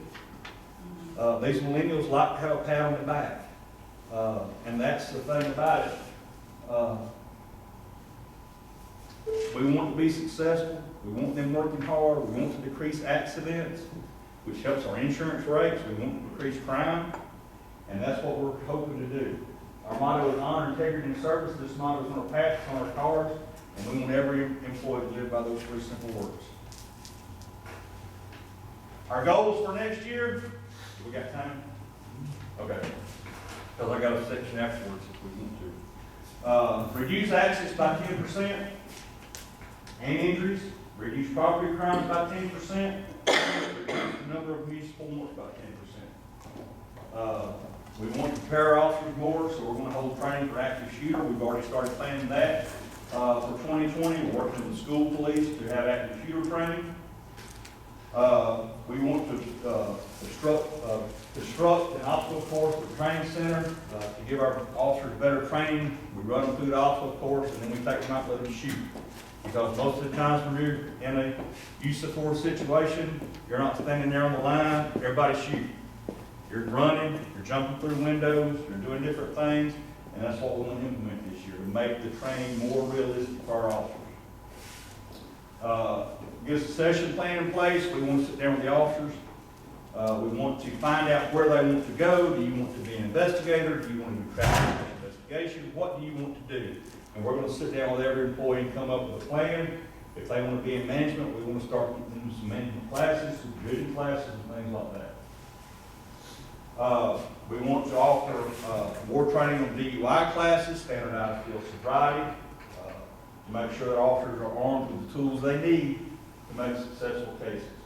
We want to build trust with the citizens, and that is, we want to start the PAC program, police and citizens together. We've already got the city broke up into different zones. We're going to assign officers for those zones, and if we're having a PAC meeting in your ward, then we're going to let you guys know, and y'all are more than welcome to come with us and sit in on the meeting. We would love that. Educate the citizens on the functions of the police department. We want to hold a Citizens Police Academy. We're also going to hold a teen academy this summer. We want to get the kids involved, and that's something that we would like to start our first one, maybe some of the youth from the Mayor's Youth Council participate in our Citizens Police Academy. Present ones that are in the Youth Mayor's Council and ones that have been before. Some of the ambitious young men. What's the other one? The girls? Fly girls. We want to bring them into the police department, have a mini police academy for them as well. Ensure that our vehicles and equipment are functioning efficiently. We're going to start doing monthly inspections of our vehicles to make sure they're clean, they're operating correct, as they should, and all the equipment inside those vehicles are operating as well. Improved customer service. This is a big issue right now. I'm getting calls about some of our customer service all the way around. And we're going to deal with that this year. We're going to get training for customer service. I've got, with my training sergeant, he's going to start working on the lesson plan. And everybody that deals front desk, from Glenda, with the ladies at the front, maybe even courts, maybe even you got some people that want to come over, but we want to implement a class, and so we can show them what we expect and how we're going to operate. Simple things like, good morning, this is Douglas Police Department, my name is Tammy. How may I help you? Instead of police department. That's what I, police department. And I've been over to, you know, I've been down there before. Talking. Yeah, customer service at the front needs to definitely be improved. And that's what we're going to work on. That's the face they see first, and that's the lasting impression they get of the police department. Yeah. It's somebody that won't get up from their desk and come to the window and greet them. Right. And actually, I was down there one day, I don't recall what for that day, but I was just at the front. And, a lady was over at the other one. Courtroom. And she was mad about how she had gotten treated. I don't know if she was there or about policeman or whatever. And they were just gonna let her leave out. And I stopped her, the lady, and I told her, I said, ma'am, anytime you're not satisfied with something that's going on and you think you've been done wrong, you have a right to exercise the complaint process. I mean, I told her because, and that's what they should have been telling her. You know what I'm saying? And that's what I've got to work on our image, and that's one big thing that I want to make sure that our public, when they come into the police department, they feel welcome. I don't know if it's redoing the lobby to make sure that we're closer to the public, we're not behind a glass. We we've got police officers there with guns. I don't think it's a thing that we should be behind glass when we're talking to the public. And that's something we have to look at, I don't know. I just wanna say that, Chad did speak to me yesterday about the customer service Mhm. class. And so I'm gonna be working on it, and actually I talked with, Tammy yesterday as well, so we're gonna come up with a curriculum, not just for your department, but for the total, all the employees. I would like to see employees. everybody that answers phones, that sits at the front desk, Yeah. go through this training because it's an issue for us. And I just want everybody to be on the same page, and that's, I've got good people in places Friday, because I mentioned that to Chad and I said, I need to get started on this. Yeah, Guess what? he came yesterday, and him and I met, and then I met. Because I know next week I'm gonna come to them and say, hey, did you start on that? Yeah, he is gone next week. Yeah, so. For the next 2 weeks. But we've got to start working on that. Customer service. Now, which compliant, this is reporting your national numbers to the FBI. There's a lot that goes into that, and Maria is working on this. She's getting us there. Implement standard operating procedures, which we've already done. You guys voted on it a couple weeks ago. Complete an inventory of the police department property. We're getting that entered on the Smart Cop database. And one of my favorites is obtaining GACP state certification, and Leon has already worked on that. We want to have another investigative crime scene software. There are several classes they got to take, and they're working on that. Enhance the working relationship with other law enforcement agencies in the Coffee County area. We're going to start having meetings with investigators from not only Coffee County, but Osceola, surrounding areas, Pearson, because the criminals don't just stay in Douglas. They go to Osceola, they go to Fitchburg, they go to these different places. So we want to start working more with our partners outside of Coffee County. Get a crime analyst in the training to become state certified. She is going next month for that. So that is a goal we're going to achieve. And proactively target gang and drug activity in the city of Douglas. We do have one investigator that's assigned to G.B.R. drug task at this time. And as soon as we get the other officers out of the academy and get some positions filled, we want to start working diligently on other issues with gangs and drugs in the city. And I've got several ideas that I'm working on with that. They might be coming soon. That's the last one. Any questions? I think I'm trying to get you out here on time. I don't have a question, but I just got two things. The first thing is that I just want to publicly thank you, because my grandson comes from California during the summer, and I thank Chief for allowing him to come to the police department, because he still tells people in San Diego that he's a City of Douglas police chief. He's autistic, so every morning his mom said he looks at that picture of you and him together in the office. So I want to thank you for opening your doors for kids. My wife printed the picture and went and had it framed and gave it to Yeah, so he has it up on his dresser. And the other thing I do want to say that we have started with our teen court. Our teen attorneys are starting now to basically subpoena the police department when they get their cases. So we did have one officer that had to take a witness stand with teen court. So I want to thank Chief for being a part of that and helping us, because not only does it help the kids in teen court learn how to do what they do as an attorney, but it helps the police officers, give them some kind of training when they have to go to court as well. Yeah, we've got a lot of young police officers that haven't been to court a lot. And so, like one of them that came, I think it was a couple of sessions ago, she's never really been in a trial. So that gave her experience, which works out well. And we're gonna start getting the videos. Mr. Nitra got with me, saw her one day last week, and she says, what do I need to do to get these videos? I said, you just send me what you need and I'll get it for you. Well, I'll bring it out there, or we'll get somebody to bring it out there instead of watch these But videos. what we're gonna do is probably get the judge to view it first, to make sure that he's gonna let them use it in court first. Yeah. Chad and I spoke about that. I have one last thing. And I haven't read anything about it, but I know some people were talking to me about it, and I just have no idea. But,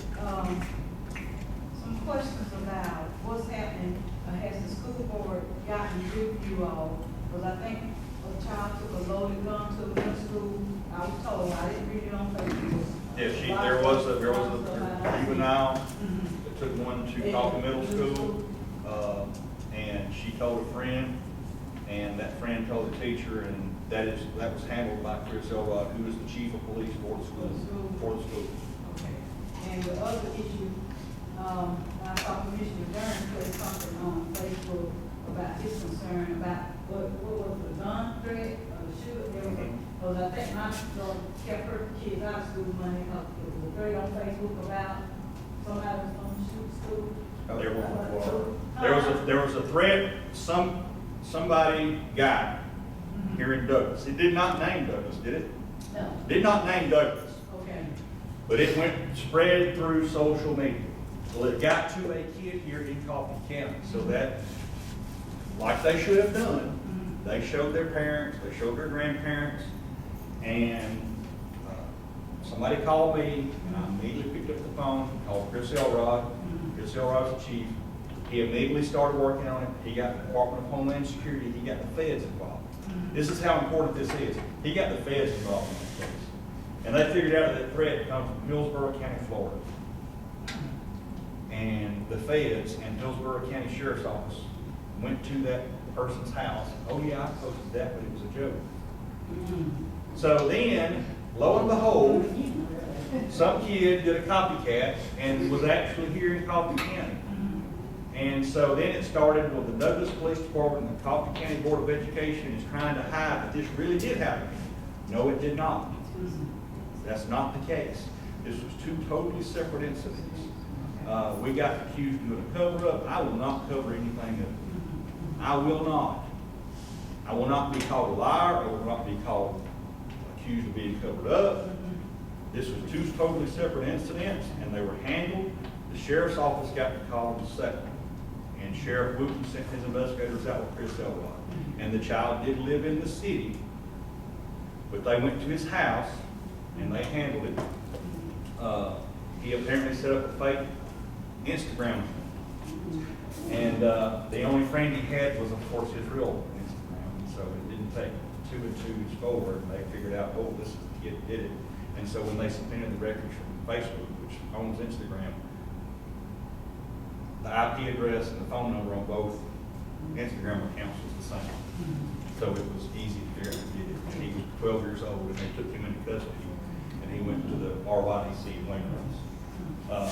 So there was a lot of confusion, thinking we were trying to cover up. No, it wasn't the case.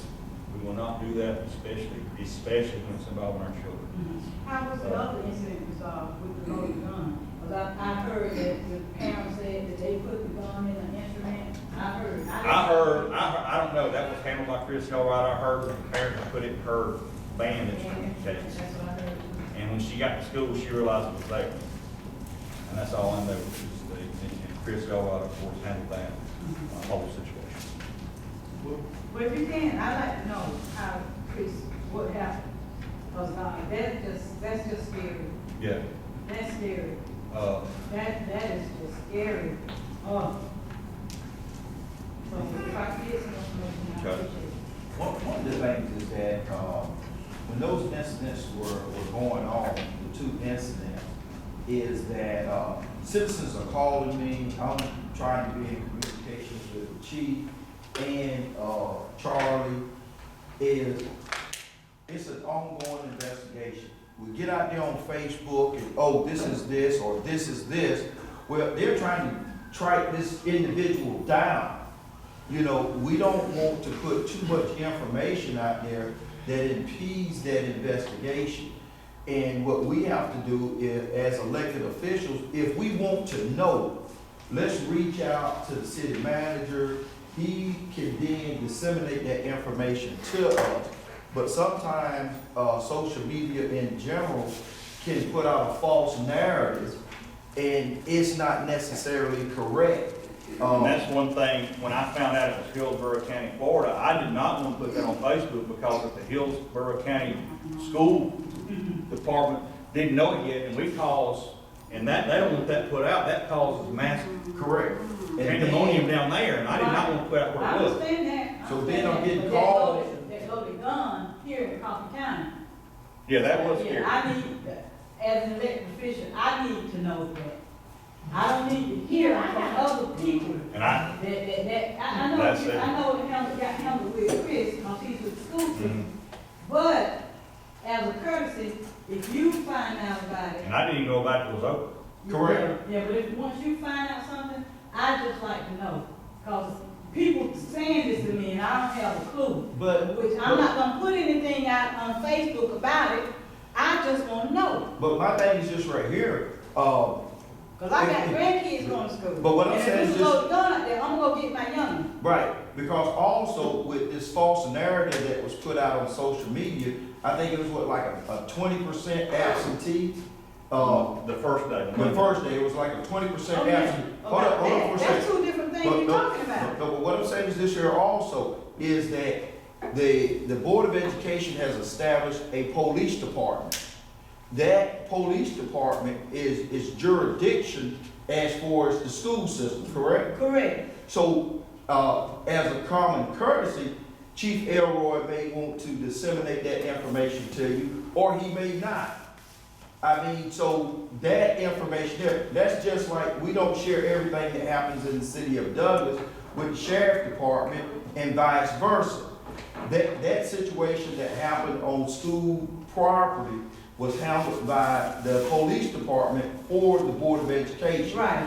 But my issue with this right here is, one, I think that it was very prompt and timely to resolve this situation. My thing is, what created the environment for that child to bring that there? And I think that would be an issue. Well, like I said, I didn't know. Mhm. I had no knowledge.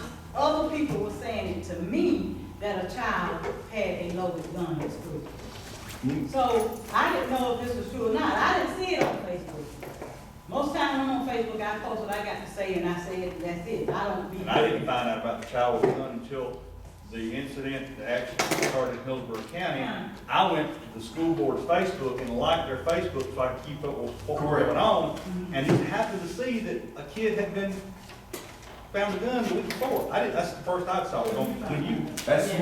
the same way I found out. Yeah, So I had we no need, idea. I think we need, with the city council, school board, be more in communication with. And we each are, other. and some things like that, it probably went off the radar, he didn't call and tell me.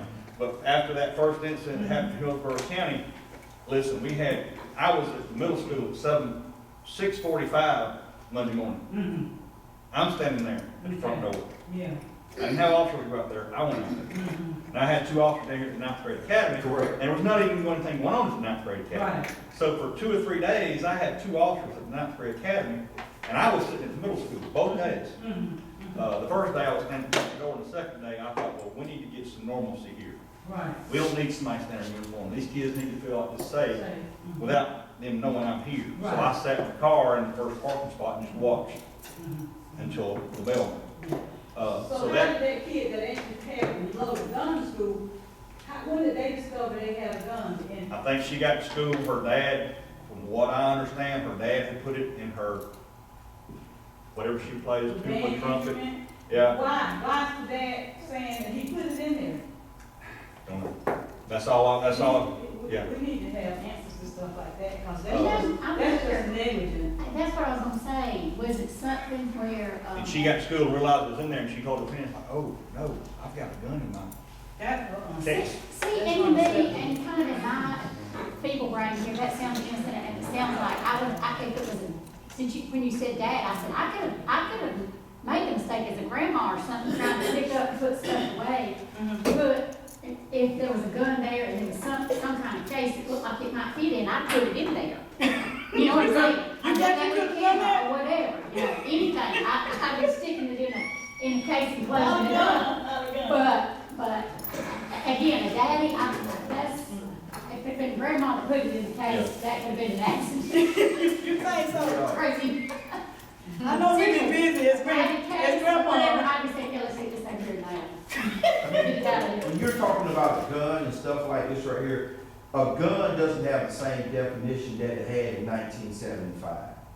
It just doesn't. What you The, mean? the environment that we're currently in, law enforcement is investigating anything and everything, regardless of how innocent it is, or if it was an accident or unintentional.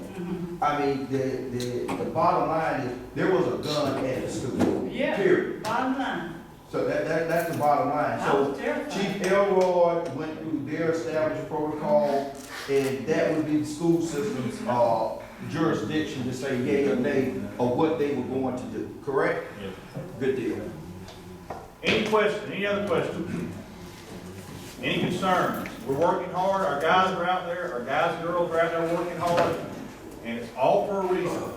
They're getting paid 12 hours, well, they're getting paid 12 hours and a 30-minute lunch, so I expect 11 and a half hours of work. If they're not working, what are they doing? I wanna know what they're doing. I wanna make sure they're working, because we're working and we're stopping cars, and we're taking people to jail, go to jail, we're reducing crime. And I think y'all want a safe city. I think y'all want, people from other cities coming here to shop, and we're not gonna have that if we don't have a safe city. I don't want people looking at the news going at us. We're not gonna do that. That was embarrassing to me, and that will never happen again, as far as I'm concerned. Good deal. All right. Hey, one of the things we're gonna be through state and federal and drug activity. We've got a lot of drugs going on in Douglas, a pile of drugs. Street level kind and even, prescription kind. When you get our jails are full of drug related people, whatever, it's just everywhere. So, you're gonna see an uptick in drug, stuff, whatever, because, that's probably our #1 incident right now is drugs, and then that causes crime. Right. And here again, these people are our kinfolks, whether it's the street level kind or whether it's the pharmacy kind. And so like the other day, just for example, I went to a drug dealer the other day, and I think I told you about that. And I said, here man, I'm not here to judge you, I understand about making $1, but I know that you're selling drugs. And if I know you're selling drugs, the heat, the popo, the peak, whatever they call the people down there, I said, the man knows you're selling drugs. Right. I'm asking you to take it outside the city limits, better yet, take it outside the county, and if not, take it to another county somewhere. I said, but if not, I want you to tell the judge that when you get busted, that the man came down here and told you to quit selling drugs. Right. Because it is rampant. Was he in jail? You talking about you went to see him in jail? Or you No, went to see just- somebody? No. Oh, you went to buy some, you said? No. Buy some. It's kind of like, we all know on your street which house is selling drugs. Y'all know that. I can take you to 5 right now. You see cars coming and going, it looks like the Dairy Queen. It ain't the Dairy Queen, it's Dairy Crack. Or Dairy whatever it is. And these are our I got a kinfolk right now, he stays in jail all the time because he sells drugs. Bless Steve's heart, or a person's heart. He stays inside, he can't, anyway. But we know it, and these people are poisoning our community. Right. And these are your kinfolks, these are your voters, these are your whatever. Yeah. But drugs, and here again, we're gonna make a big push on this now. And it's gonna cause, like the other day, we were talking about a proactive approach. One of the, I can't remember which officer it was over about a middle school. And I sent y'all a text about all this and an email about it. I think it was Abigail, I think it was Officer Moody. She was patrolling around Martin Luther King or somewhere, and we seen 2 kids with guns. One had an AR-15, and one had a pistol. Ninth grade academy. 9th grade academy on Martin Luther King over there. So Officer Moody called one of, she called 1 or 2 out, back So up, they walking whatever. with these? Yeah, walking down to Martin Luther King, and one of the kids, now these are 15, 16, 14, 18-year-old kids.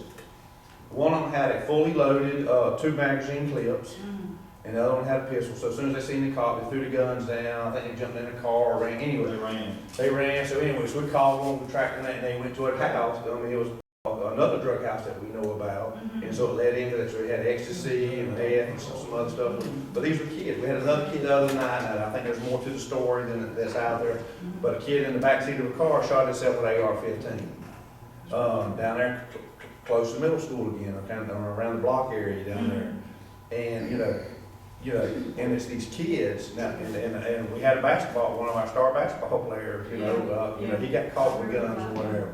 So, we can educate and all that kind of stuff, whatever, but we're gonna have to bring the heavy hand on some of this stuff, because here again, kids walking down the street in the middle of the day with guns, That's all it is. something's wrong. Something terribly wrong. It's wrong in the house, all this stuff starts at the house. I mean, it's just whether you got a Right. complete family, you got Right. churching, you got education, whatever, it starts at the house. And so I don't know what's gonna happen with that AR-15, but that's not normal in the middle of the day, you walking down the street with a gun. But proactive policing, Abigail Moody, she saw it, she called in, we got it, and they also got a drug house out of it. So anyway, so y'all probably gonna hear some, I'm gonna call it heavy-handed, but we're going after some of these drugs and guns. And the other thing here is gangs. Don't want to make it sound too negative, but we got a lot of gang activity going on. We got a lot of gangster disciples in here, the Valor Kings. We've got some uptick the Bloods and the Crips is creeping up now a little bit on us. The last couple of murders, the Sunco murder, the Amberwood apartment and stuff, there's gang-related activity in it. And Has here, that person been found that killed the guy in Amberwood? We have one in custody and we have one on another. Nobody has been charged with the actual murder at this time because we want to find the other person to talk to him. Okay. But we have one that was involved and we're still, he's hard to find, but it's still ongoing. and it's like this, here again, some of the gangster disciples and stuff, some of y'all know some of these people, some of y'all maybe even kin to them or whatever. It's the Miami, Atlanta connection here, residing here in Coffee County. We had a shooting down at the bowling alley, the Sunco was part of all this, has got stuff to do with gangster disciples and whatever. So, we're going to start ramping up a little, because here again, drugs and gangs is not gonna take these neighborhoods. And that's why, before it goes political, whatever means y'all have to get this information out to people, because we're fixing to start coming for it. Because it's poison in our community. Our jails are full. Other night at the hospital, matter of fact, my cousin, she died that night. She OD'd with drugs. While she was in the hospital, 4 more patients come in that OD'd. So, it ain't a white thing, it ain't a black thing, it ain't a brown thing, it's a drug thing. And drugs are taking our community. The prescription pills, I'm not gonna call names, we all know who the pill doctors are. And so it is infesting our community. And the only way it's gonna cause us people to be arrested, and that's our kinfolks. I mean, I tell you, I got a cousin in Selma. My cousin died the other day at the hospital on OD, so it knows no boundaries. Sir, go ahead. My thing is this right here, when we start talking about code enforcement, we start talking about law enforcement and this and that, the representatives of the city that carry out these tasks, they have to be properly trained. And they have to go in and make sure that they're discharging their duties in a correct way, a professional way. What happens is, I think sometimes we lose sight of, okay, this person has an abandoned car. Well, let's call Mayor Paul. If Mayor Paul tries to intervene in the car, steal it. Well, so-and-so gets arrested. Oh, the police was, they were rude, they were disrespectful, they were this, they were that. So what happens is, from an elected official point, we actually handcuff law enforcement and code enforcement on being able to discharge their duties effectively. So which then gives a safe haven for criminal activity to occur.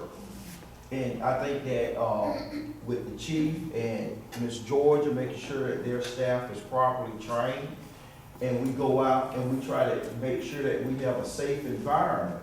But in order for them to do it, we as an elected body, we have to make sure that we are supportive of the citizens being policed fairly and equitably, and making sure that we also, that double-edged thing to support code enforcement and staff when they're discharging those duties. Commissioner Gowan gave me a book, that the, police chief from Houston wrote. Put, cops where the dots at. You know, there shouldn't be there's not a cop on Miller Road, nobody's broke in, only thing they were doing over there was speeding, you know what I mean? But nobody's over there that I know of. And I hope we handle that. Yeah, no one's over there, selling drugs or anything like that. So I may not have a stronger police presence over here, in my neighborhood, whereas over there in Wynetta's, neighborhood, there's a fight, there's a break-in, there's a shooting. Her neighborhood would warrant having more police over there, just as a deterrent. Even one of our older communities around where I live at, that elderly people want the police rolling through there. Because those neighborhoods were built and designed in the 70s, and you know, the elderly want to feel safe. So, you know, they'll call and say, hey, could we have the police? As a matter of fact, just got a call last week. Young lady want us to patrol more on Irma Street. Hey, look, I just need the police to ride through here just a little bit more. I don't care if they go grab a sandwich and just sit on the corner. You know what I mean? I want everybody to know that there's a police presence. So, but we have to make sure that we are being supportive of the citizens and also the staff to carry out their duties. I agree, Well, and we have to so- prioritize, because I'm telling you that the drugs and the weapons or whatever, that's my biggest Which is like, issue. and I'll say, Whatever we need to do to curtail the drugs and who's selling them and who's buying them and whatever, because too many lives, too many families are being destroyed. And it's just awful. It's But awful. Commissioner Pearson, that's gonna take a heavy hand. Let it take I just whatever need- it takes. Because, excuse for a second, Chief, because, and this is what I tell folks all the time. What you want, there's a process to get there. Right. In order to ascertain that goal, there's a process to get there. Now, to go from here to the goal that you want may not necessarily be aesthetically pleasing to you. And what I've learned is that we think, and I'm just picking on Stevie, that Stevie's the bad guy as far as drugs and crime, but when we get in there and take a look at it, it's actually Sidney McNeil. You know what I mean? Let it So go. now all of a sudden, Do the investigation. so now all of a sudden, Cindy is picking up the phone, calling elected officials, calling this person, calling the city manager. I need to meet with the city manager. I need to see the videotape. I need to see this and I need to see that. That crime didn't get who you thought it was gonna get. You see what I'm saying? I mean, I see what you're saying, Mayor, but I don't see where it matters as long as whoever is doing it is caught. And I say whomever is doing it. Because walking down the road with that AK whatever, that's an automatic, is that an automatic, some kind of weapon? AR, semi-automatic. Well, what's the difference of semi and Well, automatic? fully automatic. No, you Okay. semi-automatic, you have to pull, or you put a bullet stock or not. Well, yeah, if it's getting to that point here in Douglas, Georgia, that somebody, they're bold enough to walk down the road Right. with weapons. Now, I'm telling you, we've got to do something. And it, Because But we it's can't- never been like this But we before. can't put it under the umbrella that, okay, this specific community is being targeted. This specific community is being harassed. This happened on MLK. Right. This is where the police should be. It's not that they're being targeted, this is where the crime is happening. Right, and that's Because where they need to be. I was If over they there, find- and- That's where you grew up at, right That's right. around the corner from where I grew up at. And what I'm saying is it's this never been right like here. that. So When- whatever got to be done, When needs it to be picks done. up, when code enforcement goes in and says, okay, this and that, or the police officer starts arresting my cousin, or my niece, or my third cousin, all of a sudden, it's targeting, it's harassing. That's not what nobody's saying that. But I mean, if that's what it leads to Mayor, but I can't believe he said that in the broad daylight, somebody was walking down the road with this. That's right. Right over there. I mean, It's about 2:30 in the afternoon. 2:30. Yeah, they called me, we're gonna take let school out. And it was that close to the school. Close, yeah. And Yeah. just like, and I was having a little different in some aspects. The other day I've been watching a couple of houses, and I'm gonna call it the clash of cultures. I'm gonna say, this house, or two houses would be thugs, and these two houses over here are skinheads. And both of them were up to no good. So I went over the other day and I said, listen guys, we're watching you. We know you got drugs. They're gonna finally put a cap in my tail one day, and y'all find me dead on the ground. But anyway, but here again, we've got to bring attention to this stuff. Right. There's a certain park I go to on Friday afternoon at night time. I watch them when they fire up their joints. I call 911 and tell them to come in there. So I mean, it's gonna take. Here again, they scatter. You know, but it's like this. It's seeping into our culture at all levels.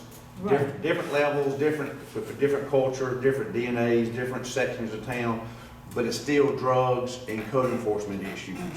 And here again, like I said, you know, and that's why we're trying to design this thing so that we got community policing, we're kissing baby, we're having a coffee with cop. But the second wave of this coming is the heavy hand piece of, okay, you didn't respond to all this, we're gonna bust your tail now. But that's where it gets dicey with the politics, because here again, that is somebody's cousin, that's somebody's mama. Right. You know. And I assure you, Mr. City Manager, if you know of any names affiliated or so whatever about some gangs, or you know some, if you get them to me, I will go talk to these folks personally. Just like I'm serious. just like Because if I know the prostitution. parents, I'm gonna go to them Prostitution and is ask starting, them to stop. prostitution is starting to grow now. I've heard that. I've heard Believe that. me, if y'all call me and you say so-and-so is, y'all arrested so-and-so. If they're involved in drugs and gangs, I'm sorry. Right, Now, if my police officer did something wrong, I'll look into it. right. But if anybody wants to call me, well, my so-and-so got arrested because he had this or he had that, I'm sorry. Yeah. One of the first videos I watched of this man right here was people called him because somebody got in trouble, and his words were, "You can't call me if you out doing If you wrong, I wrong. want me to help you." Exactly. Exactly. And I So stand my by that first all video day I ever long. watched this man right here was, see there? It's the truth. You can't call me to help you if you out If doing you wrong. wrong, right. And that's why I say, I've heard the gangs are growing. If you know of names, you don't have to attach your name to it, but if it's somebody I know, I'm willing to go and talk to them. But Charlie. And it's on them after that. And I'm not gonna fuss about the police department, long as you do your job, do it fairly. That's all I ask. And that's Treat what I everybody require. the same. And that's just like the other day, I hate to say it, I was in KFC getting me a piece of chicken, I wasn't really that hungry. This dude walked in, he had enough pot coming off his pores of his skin that I even got the munchies off of what He got 2 pieces of chicken.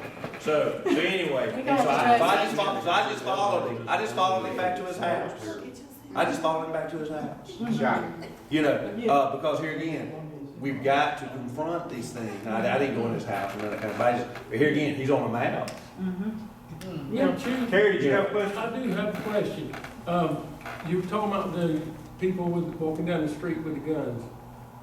I don't think there's a law that says that you can't walk down the street with AR. Well, ain't normal. Think about it, when you see the police and you take off running and throw that gun in a garbage can, Yeah. I realize that, but people can do that. yeah, they can. And if they're walking down the street with a gun, you can't just pull up to them and harass them, is what I would say. Well, If you're walking down the street with those with guns, we're gonna talk to you. yeah, they need to be But if taught you're in to the, if see you're in, why if they you're in got the, if you're in a government housing area and across the street from the school, Well, that's different. We're gonna talk to you. A 15-year-old can't Yeah, see, Mr. Feshman, they were like 15-year-olds, so they were underage. They should have been in school. Right, yeah. So that was, I mean, Hey, we're good. We're finna get into second amendment. Tommy, all right, we're about 30 minutes over. Can I make Yes. one, can I make one statement, because I know I got nothing to do with it, but this young, but what he said is very important. I'm glad he said it. People need to know that they have a right to carry a gun out in the street. They can carry that gun.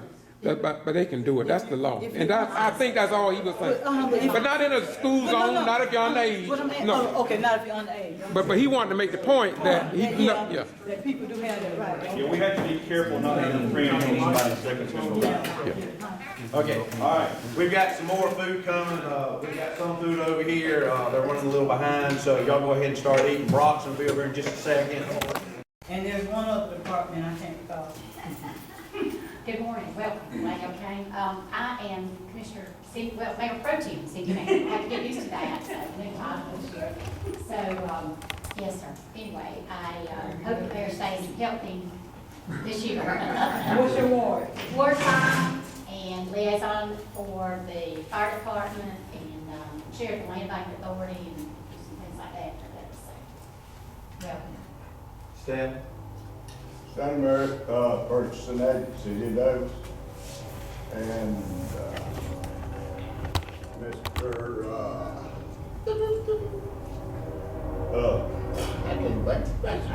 Hey, excuse me. Tommy Arrow, Finance Director, City of Douglas. Casey Wright, City of Douglas Fire Department. Shane Anderson, Chief of Police. Georgia Henderson, Community Development Director. Mike Hudson, Utilities Director. Bob Moore, Commissioner, Ward 6, Utility. Terry Pastor, we can get him in, correct? Tammy Wilkerson, Human Resources Director. Miss Edward Taylor, Ward 1. Charlie Davis, City Manager. I'm Dawn Tootin, I'm the recently elected mayor of Broxton. And with me today is Mayor Pro Tem. Go ahead. Jimmy Littleton. Okay. Jimmy Day Littleton. And Jimmy Day, what departments are you over? I'm over the Parks and Cemetery Streets. Okay, and then we have Carlos Wilkerson. And departments you're over, Carlos? Police Department, Fire Department, Streets and Water. We got Ruth Christian. I'm Carlos, police, fire, and water and sewer. Okay, and I think we've got Dorothy. I'm Dorothy Brown. I'm Have our police chief, Jason True. our city clerk, Margaret Hampton. and Gerald Davis. Sheriff Jenkins. DMA. And on behalf of the mayor and council and all the citizens of Douglas, we want to welcome you. If there's anything that we can do to make your retreat a little bit more pleasurable, just let us know, okay? Basically, that's that guy. Is anybody from Broxton, can they get a prayer up to heaven? We try to pray that prayer for our brothers and Doug. We could get a prayer up to heaven before we take meal. Is there somebody from Broxton that can lead us in a word of prayer for our food? You brought the Oh, you can do better than I was, right? Father, Lord, thank you for allowing us to gather today, Lord. We'd like you to bless this food that we're about to receive for the nourishment of our body. In Jesus' name I pray. Amen. Amen. Yeah, we got some sandwiches over there, we got some pizza, some drinks. Pretty there is. My card with my cell phone. Okay, all right, thank you.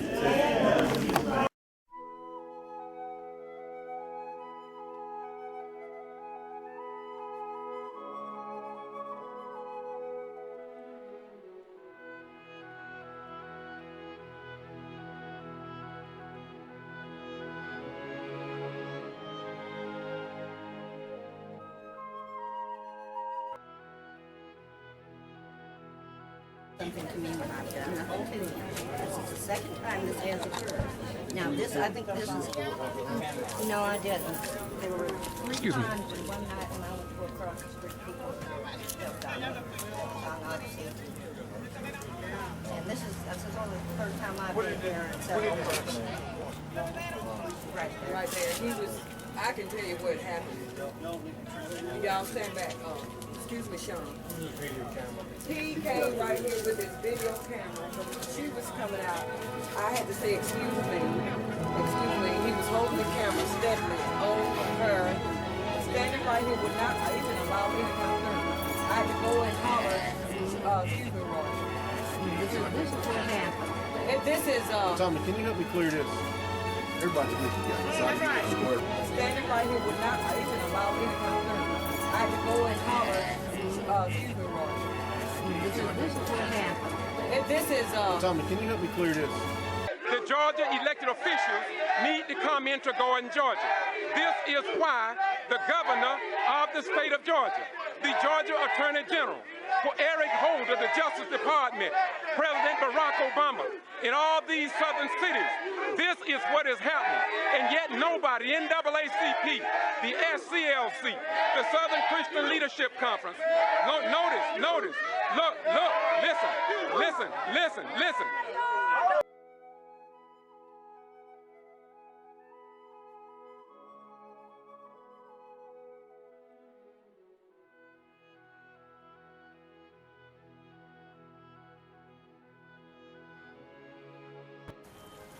Once again, this is the Getto Free Press, and I'm George Foster Ryans. And what's your name once again, my beautiful brother? George, my name is Kevin Moran. All right. And you're with the People's Agenda. I'm with the Coalition of the People's Agenda, convened by Dr. Joyce E. Lowry. All right. I want to ask you a few questions. Number one, I've been here. I missed Monday because I was up there with the newly elected black Mayor Ann Whippleloo, who's been mistreated, and I believe it all interrelated together. Yes. But I got here Tuesday, and I didn't see any news media here Tuesday. I didn't see any Wednesday. I didn't see any Thursday, and I didn't see any today. I didn't even see any of the news reporters. I haven't seen anything in the Valdosta Daily Times, a metropolitan city. I only saw a little snippet in the Equipment Free Press yesterday when I got that in my mailbox because I subscribed to the paper. But the question is, how do you think that the news media like CNN, MSNBC, even with Al Sharpton, can ignore or omit what is happening here in Brooks County, where we had hundreds of people to march here because this is a very, very high-profile case. Why do you think that the news media are not concerned about voting rights down here in South Georgia? Apparently because they're not here. The mass media that you refer to is totally owned and operated by the white aristocracy in Georgia. And it is an inconvenient truth that Equipment 10 plus 12 have been salaciously charged. 10 plus 2. 10 plus 2 with charges for crimes they did not commit, and it was proven today in court. Okay.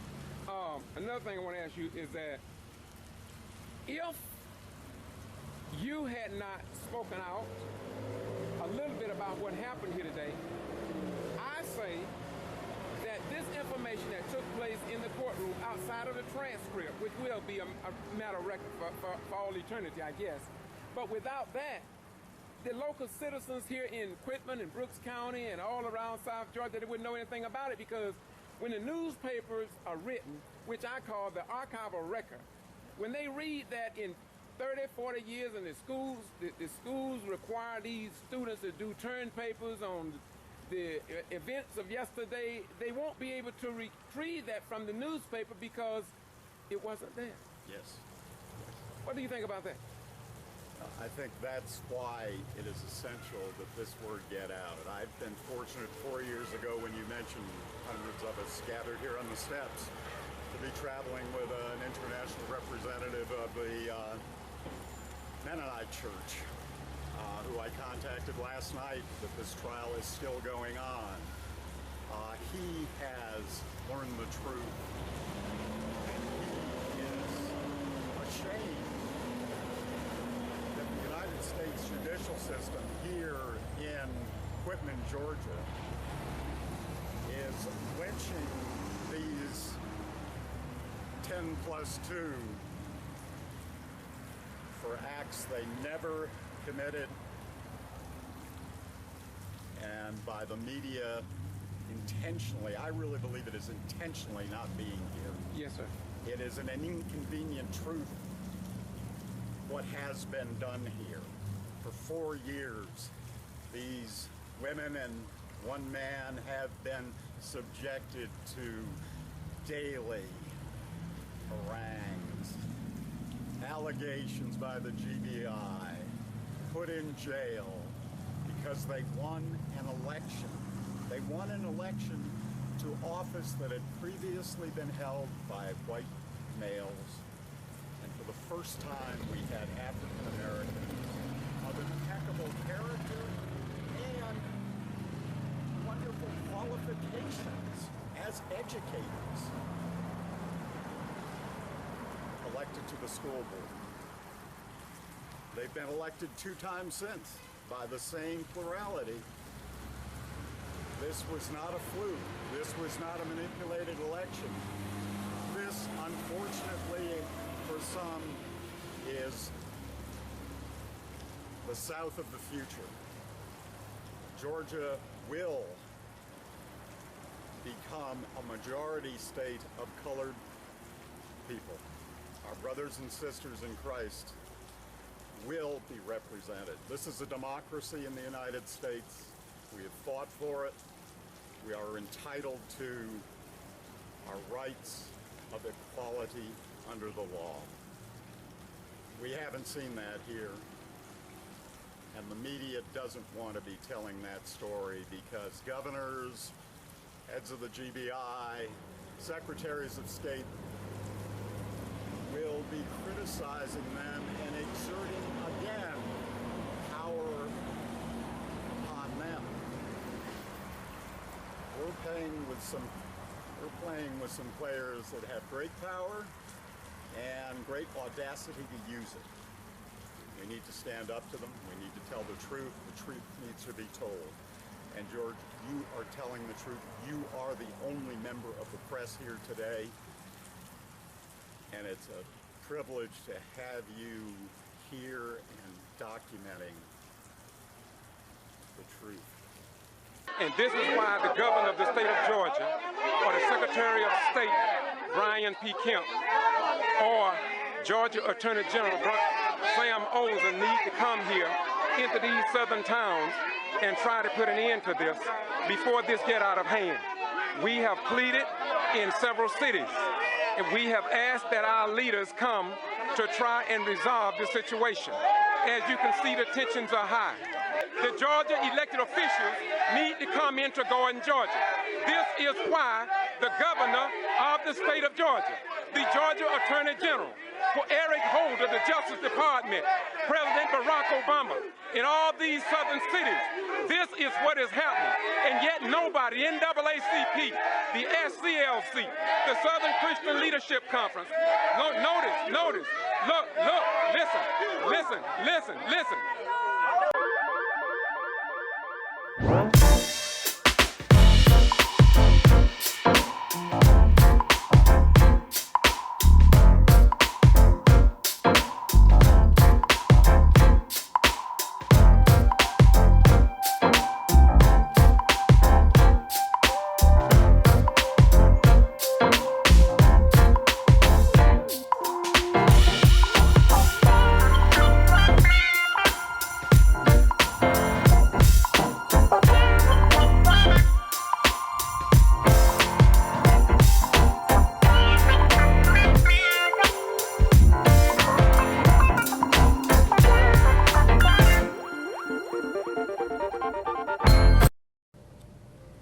What's your name?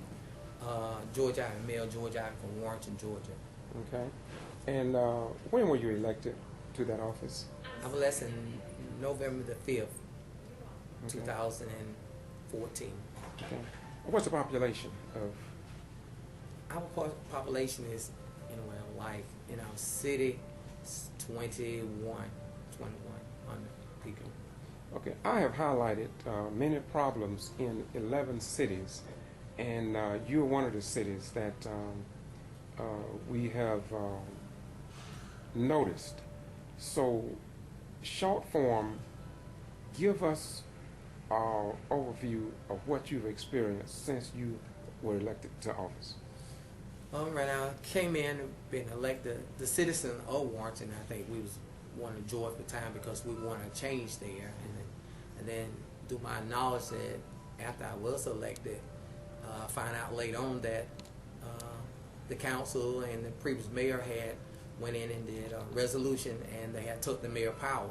They were saying that they had came in and did a resolution on December the 31st, 2013. As far as you know, since you've been in office, was that legal in terms of getting with the power brokers in Atlanta? From my knowledge, no. Okay. It was not legal. Okay. Something I found out with other mayors is that they took their powers. Some of them have gone into the court system. Family members have been arrested. Some of them have been put on a criminal trespass. Some of them are even afraid to come back in the city. Have you experienced any of that? Well, I've been to court. They challenged my resident. They were saying that I didn't live in the place that I said I was living. And we went to court, and I won that fight there. How long was that? This was in April. Do you consider your administration any different from the previous mayors that may have served? Yes, I do, because the mayor that served there, they had power and they could do things, different things. I do not have anyone seeing that they're working with me, because in making a change, and a lot of the changes that you have to make, you have to change people, and you have to have people that are working with you. And right now, it seems that I don't have anyone working with me at this time. Okay, so as mayor, do you feel like you have a council that are in opposition to you, or they support you? Before I came to Georgia, I've noticed that there's usually a professional level of camaraderie between the council members and the mayor, if not a high level of respect for the mayor. Can you comment on that as far as your situation? Well, respect, I don't feel that I get that respect, because I have my council. If something that I don't agree with them, my council will get up and just walk out of the meeting. If it's not their way, I feel that they just walk out. And even to the citizen there, I feel that every citizen, and there's a taxpayer and a voting citizen, their right is to ask what's going on with their funds in the city. And when we cannot see where our money is going, there is question. And right now, we cannot see it. Okay, most cities that I've been in, and I hope that the top wheels, the governor and the attorney general will get a copy of this video. And what I've seen here in the state of Georgia, it seems like all of the problems, most of the problem, is centered around the access of invoices, bank statements, the budgets, and the money. Would you say the same thing exists in your city? Well, some of the things I seen there, I'm trying to get an upper hand on, even with our PO numbers, purchase order number. And I'm trying to get my council now the reason why we can see where our money is going, instead of just bring it in a piece of paper that's saying that they spent this amount of dollars certain places, and they don't have a purchase order on there. I think if we can look at our statement and find out where our money going, then we can use it more wisely that way in our city to help our city grow forward. Okay. On February the 6th, 2015, I had just left Morris Bank in Gordon, and I was referred to by a group of whites. One was a city council member, I won't call his name, but I was called a nigger twice. Have you experienced any racial overtones? I know in, for instance, Lumpkin, Georgia, he has. So do you have that, or is it subtle, or is it not at all prevalent in your opinion? Well, I have had those calls when I wanted to be mayor at the house that my daughter lived in, and I tell them don't even answer the phone at this time now, because my business is there also too. And I got phone call, nigger mayor and stuff like that, calling all the time tonight, and threatened calls, they have been made, yes.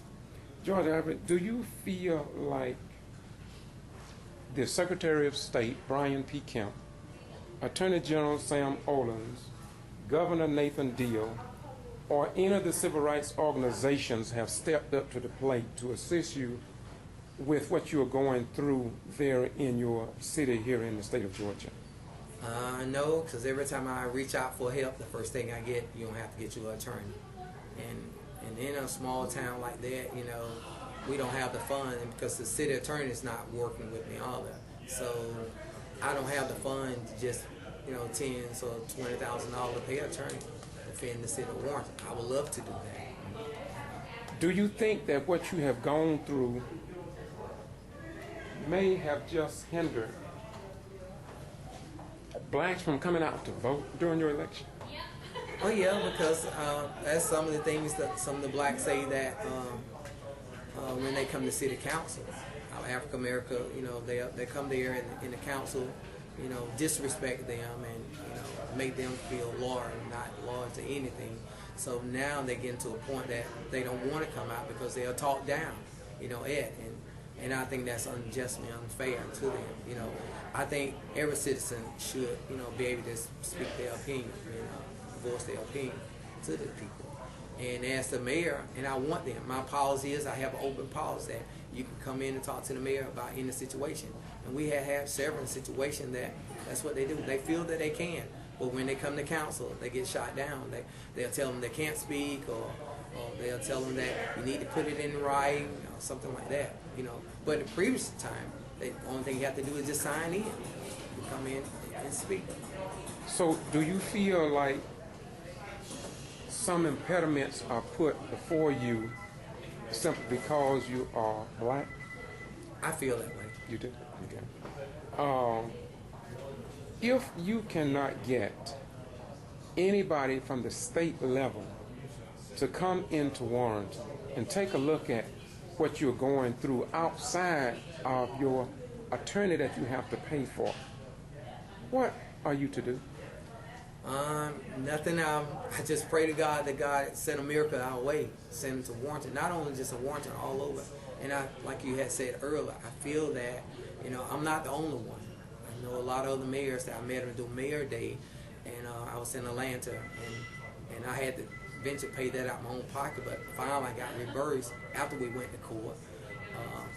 But other mayors and others part of the state having that same issue, and I feel that if I have to come out my pocket to offend myself and offend the citizen of Warrenton, that's what I would do. You know. Okay, I don't want to draw it out too long, and the reason I'm asking you so many questions that I probably would not ask some of the other mayors is because many of the other mayors, I've been to their council meetings, I have a lot of their information already documented. And so excuse me if I ask you a little bit more questions, Yes, okay? What is the procedure for getting open records information from your city? What will a citizen have to go through to get that information? Well, we have been told that they just should just come up and ask the clerk, and the clerk will give them no records. Have you had any citizens who have had trouble getting? I had some that they'll say that they would ask them for records, and they'll tell them to come by the office, and then when they go by the office, they're not ready. They have to keep coming back and forth to the office. And I'm sure that you're aware of the handbook that the Georgia Attorney General put out about sunshine and open records. You're familiar with that handbook, yes, right? What do you think about that, the procedures for the people who voted you into office and in regards to what is in that book for getting information about the city governmental operations? I feel that they've been violated, you know, from that rule book of sunshine, because some of the meeting they have that we're not aware, even the mayor is not aware of some of the meeting that they are having. Because even like when we went to court, they had a meeting after the court days and did some moving around funds and stuff, and it wasn't even posted. So you are telling me something that I have already videoed from other mayors, and that is that you're left out of some of the procedures of the city governmental operations? Yes, sir. Do you think that's right? No, sir. I know it's not right. Okay, we're going to end this. I'll come back to you, but I want to leave you by asking this question. If you was going to ask anybody in this country for some assistance, who would be that person you would ask, and what would the question you ask them? I would ask our state attorney, will they send someone to Warrenton to take a look at the things that are going on? Not just take me on my word or no one else. Please just come in and investigate. The Georgia elected officials need to come into Gordon, Georgia. This is why the governor of the state of Georgia, the Georgia Attorney General, for Eric Holder, the Justice Department, President Barack Obama, in all these southern cities, this is what is happening. And yet nobody, NAACP, the SCLC, the Southern Christian Leadership Conference, notice, look, listen. Excuse me, give me your name and what city you are the mayor of. Linda Easton Harris, and I'm the mayor of the city of Meigs. Okay, I visited Meigs, unlike Mr. Ivy. I have been there and I've recorded. But today, I just want you to tell us what you've experienced since becoming mayor. When did you become mayor, by the way? I was elected November 5th. I was sworn in January 2nd. Okay. And so just tell us a little bit about your experience since you took office. Okay, it hasn't been a good experience. As like I stated, I was sworn in January 2nd, and sworn in agenda number 3. On agenda number 4, I was ousted out.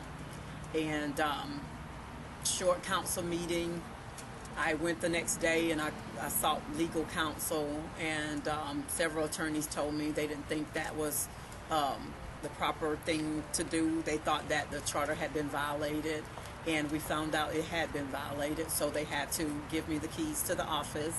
On that day, I went in January 3rd, about 2 o'clock, and the employees who were there still didn't want to give me the keys, but they, had to be forced to give me the keys. And the ladies that I hired in there to help me with administrative daily operations, they actually turned on me in about 2 weeks, and it was like financial situations. After we found out we didn't have as much money as we thought we had from previous misappropriations of funds, I told them, well, I'm sorry, I don't think we're going to be able to pay y'all the rate that we had agreed to pay y'all. And from that day on, it was a turnaround, because people don't want you to bother their money. So the lady I hired as the city clerk, she spoke to the city attorney, and the city attorney advised her on how to get with a council who didn't vote for me anyway, and to take my powers away from me. And that happened February 6th. They had a private meeting, one-on-one meeting. And on February 10th, that Monday, they were having a meeting to take my powers away by ordinance. Now, when you say February the 6th, now, if that was an illegal meeting, did anybody notify the state representatives, since they profess that they want open meetings and sunshine laws? No. Nobody said anything? Nobody said anything. But even after you identified that something was wrong, and you did notify somebody in Atlanta, am I correct? The representative, the senator, something like that? Yes, I immediately found out who our representatives were, and called Sam Watson, and had a meeting with him, and he was to look over the charter, and then he got with our representative, Jay Powell, and don't know exactly what happened. It wasn't any results, however. Then I called Atlanta. Reached out to Sam Olin's office, and also to Governor Deal's office, and they told me that what we have in Meigs is an intergovernmental mess, and that I'm going to have to get me an attorney. So it's been over a year now, and I'm still fighting it, still being forced to have my office, in and out of office, powers taken. Okay, when you say powers taken, did they take those powers with the approval of the state of Atlanta? Because I think that whenever they change governmental law, whether it's a strong mayoral type government or city manager, I thought that the state of Georgia, you have to go through a process. You just can't do it arbitrarily. Well, you have to go through the state legislators, and What I'm dealing with, however, is an incompetent council. They don't know that they're supposed to do that. And I've advised them that that is the procedure. But with them getting illegal advice from our city attorney, they feel that they're doing the right thing. But no, they haven't gotten any kind of, they think they can do it by local act. And it's clearly in the state law that you can't do it by a local act, nor resolution, nor ordinance. Okay, I'm going to ask you the same question been asking some of the other mayors. How do you feel that they are treating you as a mayor among your own council? I'm totally being disrespected. I have the city clerk, city manager, the council. They'll come in and they'll tell me, Mayor, you don't have power to do this. And I've had the new city manager to come in and snatch bank books away from me as I try to look in them to make sure that everything has a paper trail. And they've given him the authority to do the mayor the way he wants. In one meeting that I attended, correct me if I'm wrong, even the attorney seemed to be against you, or the previous attorney. Explain a little bit about your attorney situation there in Meigs. Yes, the attorney is totally against me. And actually, he's the one who started this. He's the one who advised them on how to get the council, how many council members would have to vote to take my power. And he wrote up a bogus ordinance. And on the ordinance is giving me probably about four different sets of powers. But the executive powers I don't have. And that's what he wanted them to do anyway, because he knew that I was going to change some positions and titles within the office because it wasn't being administered correctly. Is it in your written documents of your charter that a person who governs in the city of Meigs, do they have to live in that city? They do. Have you ever had it wherein someone might have served in your city and they did not live there? If so, who was that person? Well, actually, our city manager, when we had a city management form of government before the strong mayor, the city manager had to live within the city. Didn't have to live in the city before he was appointed. But after the appointment, he has a certain amount of time to move to the city. And none of our administrators live within the city of Meigs. Nobody who works in our city hall lives in the city of Meigs. What about the chief of police? What about the police department? Do you get support from them, or how do they interact with you as the new elected black mayor? Well, the chief of police that I hired in and I appointed to that position, the previous city manager who resigned, she terminated him because he supported me. And then after that... What was his name? His name was Edward Ross. And after that, the council had, I guess, an interview session that I wasn't invited to. And they hired the chief of police that she wanted to hire. And I guess he was instructed not to say anything to me, not to talk to me. So there's hostilities, or there is dissension among you and your law enforcement chief? Yes. And not that I choose for it to be like that, but it's like they feel that with this power struggle, but as I've informed them, I'm not the one that's trying to take advantage of my power. And but what their problem is, they're wanting the power. They want to do what, when, and how they want to, like it had been done. And they know that I want them to be accountable for their actions and paper trail with everything. And they don't want that. Because I'm kind of familiar with your city there, but I do want you to say to the people who hear you, they probably would like to know what's your salary as the mayor of the city of Meigs, since didn't you have to go to court?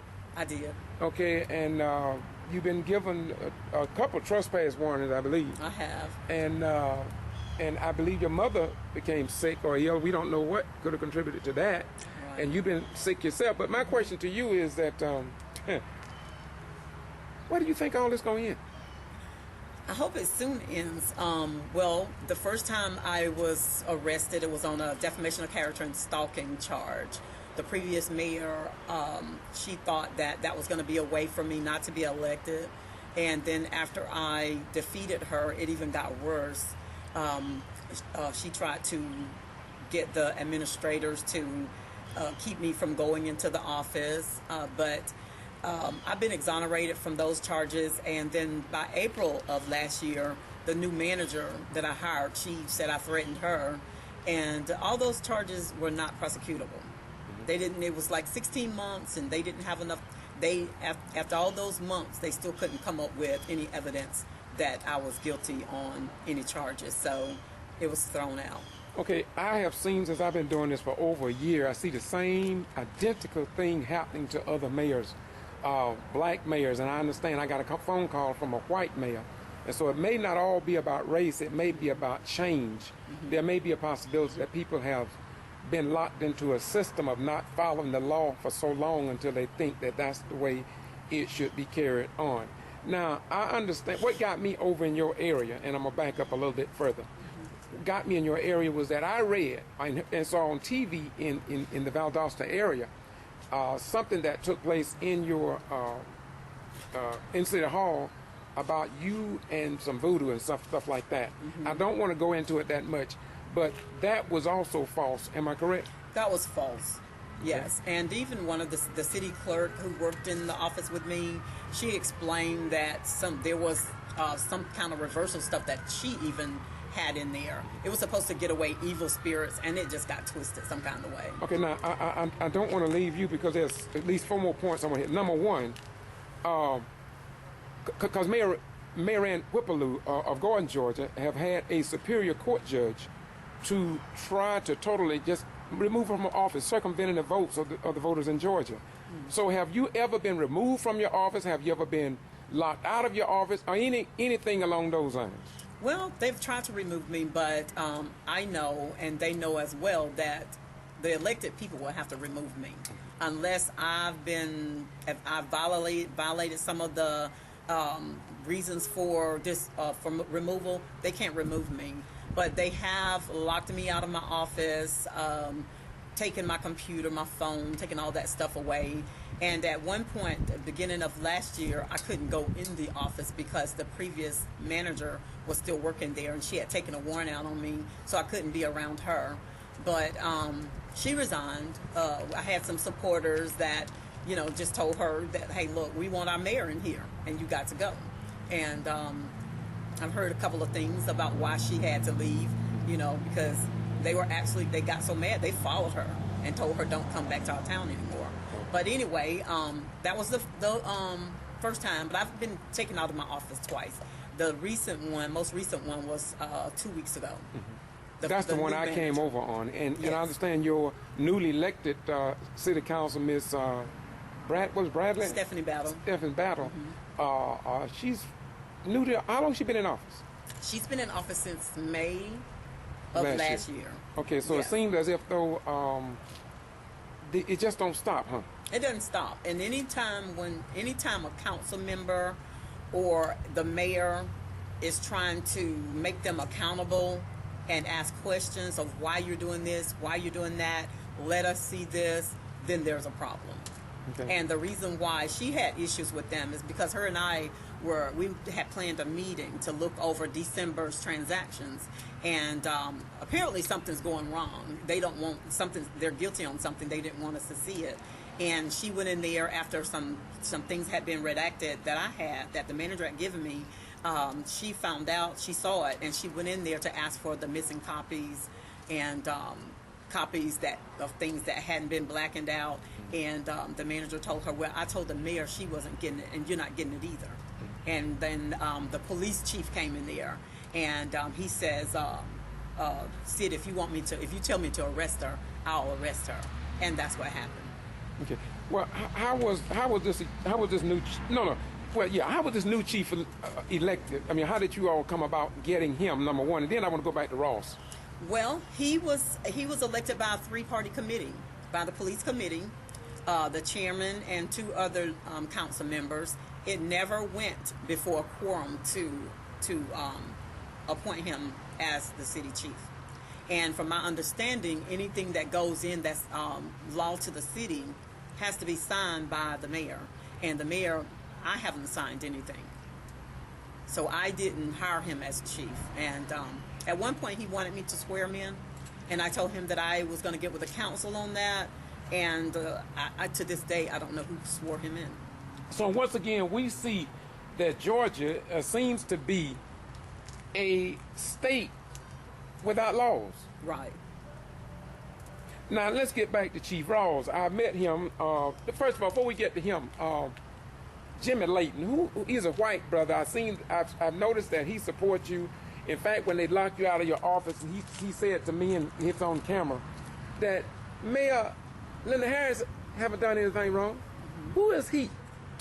Jimmy Layton used to be our chief police. He served as our city manager at one time, our public works supervisor. He knows the city very well. He knows the rules, the ins and outs. And he knows that what I was doing, it was right. I hadn't violated any rules, or I hadn't violated any constitutional laws. So he does support me, and he's actually running for city council because he's just tired of what's going on. But what was his title previously? His title with the city? Yeah. He was chief police, and for how many years? 3? No, he was with us about 20 years. What kind of job did he do? What kind of job? What type of job? What kind of chief was he? Oh, he was great. I mean, he got along with the citizens there, interacted with us, and if there was something, he even took it upon himself to, go to funerals, to come by barbecues and stuff. He just kept it very pleasant. Did that former chief also insist at public meetings, as well as concerned citizens, that the former chief Ross, I think it was, that removed, that he should have had a hearing? Yes. That the city should have listened to him? He stood up for him, am I correct? He did. Well, did you and the council ever get to hear from former chief Ross concerning his firing or termination? No, not as a complete council, we didn't. So, they never gave him the opportunity to have a hearing. But he had support of the community, am I correct? He did. In fact, they had a protest about it, a huge protest for like 2 days. Okay, as we get ready to bring this to a close, what got into your city? Wait a minute. How did metal detectors get inside of city council meetings? I mean, did something happen for them to scan you before you come into the meeting? They always do it. I'm just asking the question because I get scanned when I go. I just want to know, where did that start?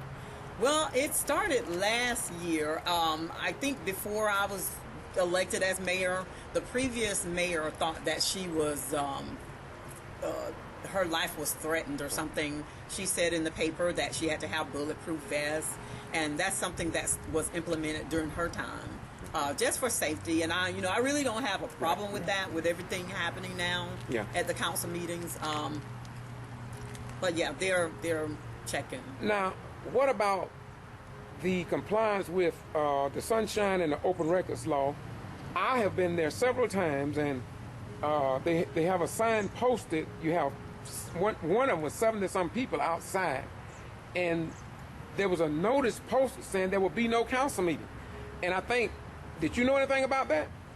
I didn't know anything about it, and on that particular day, we had the sheriff Powell from Thomasville there, and he was very upset about it. But they didn't even let him in. But I'm quite sure there were consequences and repercussions about that. I don't know about it. And from my understanding, there's a police investigation. Okay. Now, if you had an opportunity to call anybody in the state of Georgia or in the United States, who would you call and what would you ask for? Well, this thing that I'm going through is very big. I wish President Obama could be here, but he's tied up. Just want whoever's going to come down here and get some results. Go in, do an investigation. There are several analysts that we can get to go in there and to make them accountable. For everybody to get together, be on one accord, know their role, because we have council members that don't know their roles. They're overstepping their authority, and some act like the mayor, want to be the mayor, but they will never be the mayor because, you know, people are not going to elect them as the mayor. But anyway, that's their way of being in there, trying to have the power. And if people wonder why everybody's talking about power. One thing about the mayor comes with power. When I ran my campaign, I ran a campaign knowing there was a strong mayor, weak council form of government. And I felt that with my honesty, my integrity, that I could go in and I thought I could change it. But whenever you get the devil into a situation, it's kind of hard to remove him when you've got, you know, several people against you. Okay, once again, I want you to refresh the people's minds who watch this video. How much do you get along the lines of a salary from Megs? Well, I stepped in knowing that it would be a voluntary basis. I didn't know that me stepping in on a voluntary basis, knowing that I had another pretty good paying job, that I would later on lose my job there because I was arrested. And but yeah, it's on a voluntary basis, and right now I want you to tell me in dollars and cents how much do you get every month for the work that you do and all that you have endured as far as your family being under stress, etc., as well as yourself. How much money do you get paid every month in dollars and cents? I get $0.00. Some people would call you crazy for that. They would call me crazy. They said, why don't you resign? And after a couple of months, after I had been arrested, I'm like, why should I resign now? I've gone through. I felt like Martin Luther King. I know how he felt. I know how President Obama is feeling right now. You know, totally being disrespected by your colleagues. You know, people are supposed to be supporting you. Okay, do you feel that race plays a part in what you're going through? I wish I could kind of say that it's race, but no.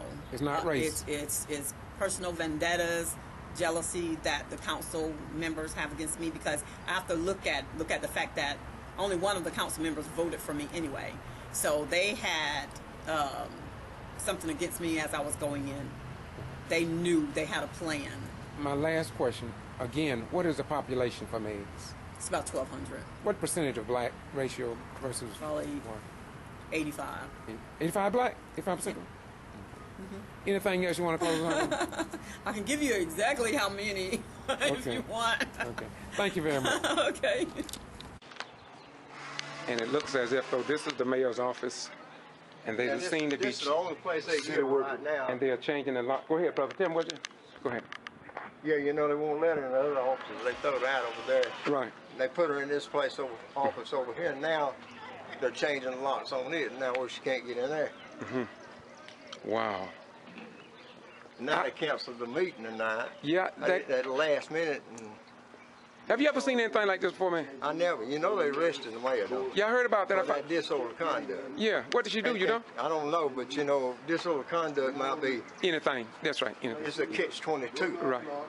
You know, unless you start cussing somebody or threatening, you know, violence or something, that's different.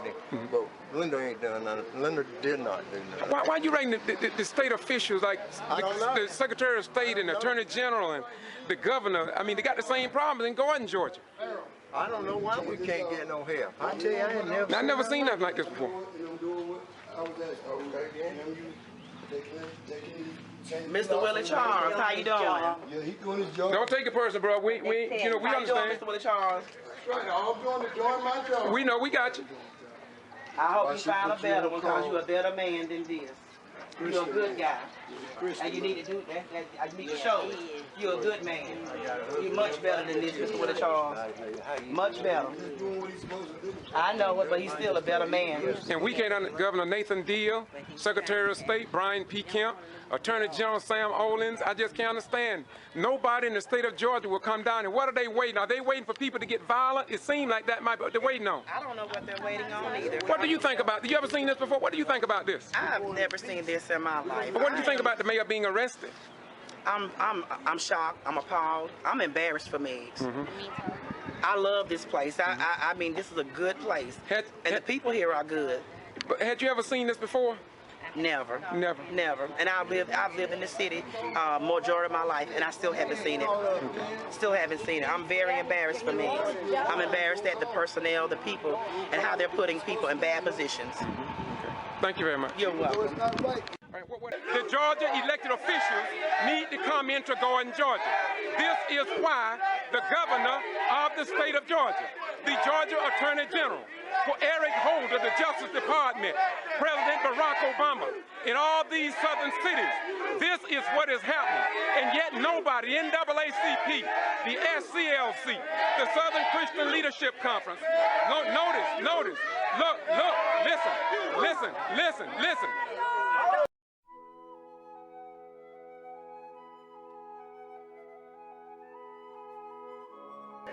We are the real God-concerned citizens. We are the real God-concerned citizens. Will you say that again? We are the real God-concerned citizens. We are the real God-concerned citizens. And we support the man. We support the man. We support the man. As you can see, it's overwhelming tonight. Overwhelming crowd tonight. We see an overwhelming crowd. The TV channel going.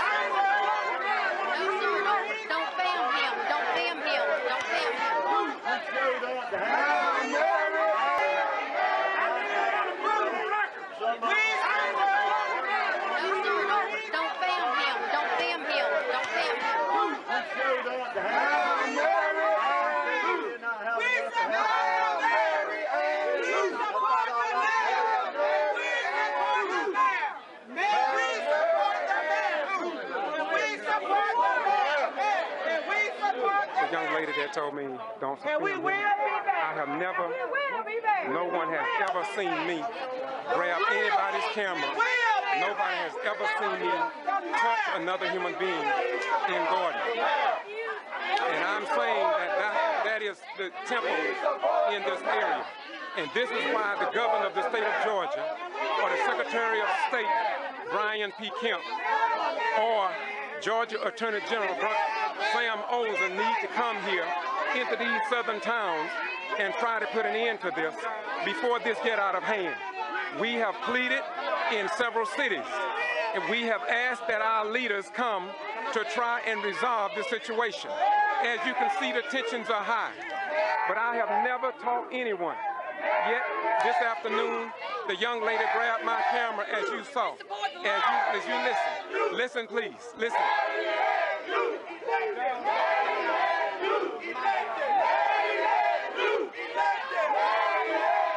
This is why the governor of the state of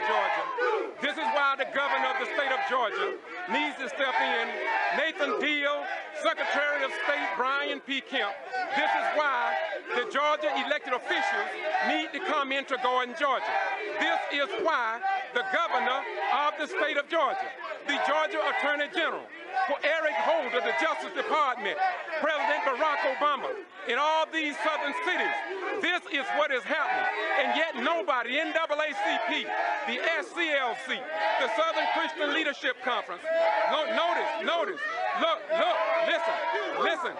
listen. Good afternoon, mayors. Why are you all here today? We basically here that we met a year ago in Atlanta, Georgia at the mayor's conference, and I got to meet these other mayors, and we start brainstorming and find out that we have similarities, the same problem in our city. So we come to try to come together that we can help each other out in our cities, and maybe we can bring something to the table that would be benefit to each one of our cities that we have here from. Okay, great, thank you. Will you please state your names and what city you represent? My name is George Ivy. I'm representing the city of Warrenton, Georgia.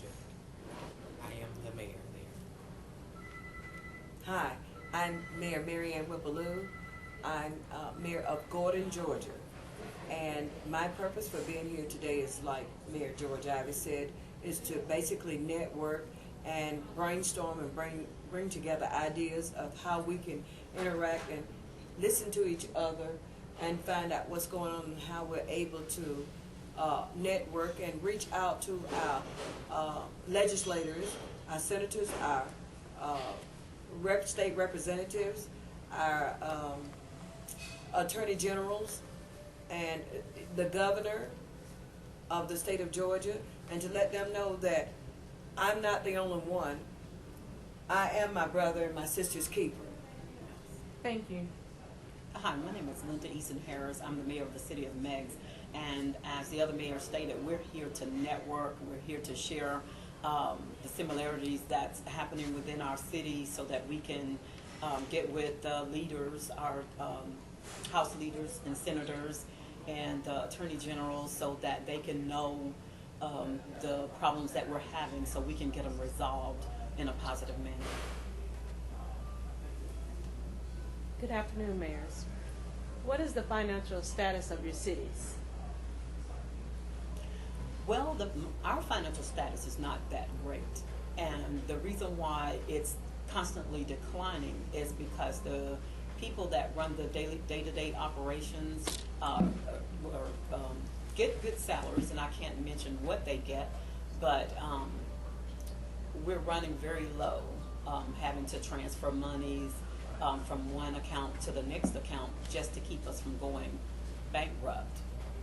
And I think that if they were to reduce the police departments, the amount of polices that we have, and also cut salaries and maybe release some of the workers within the city hall, then we can bounce back on our finances. But right now, we're very low.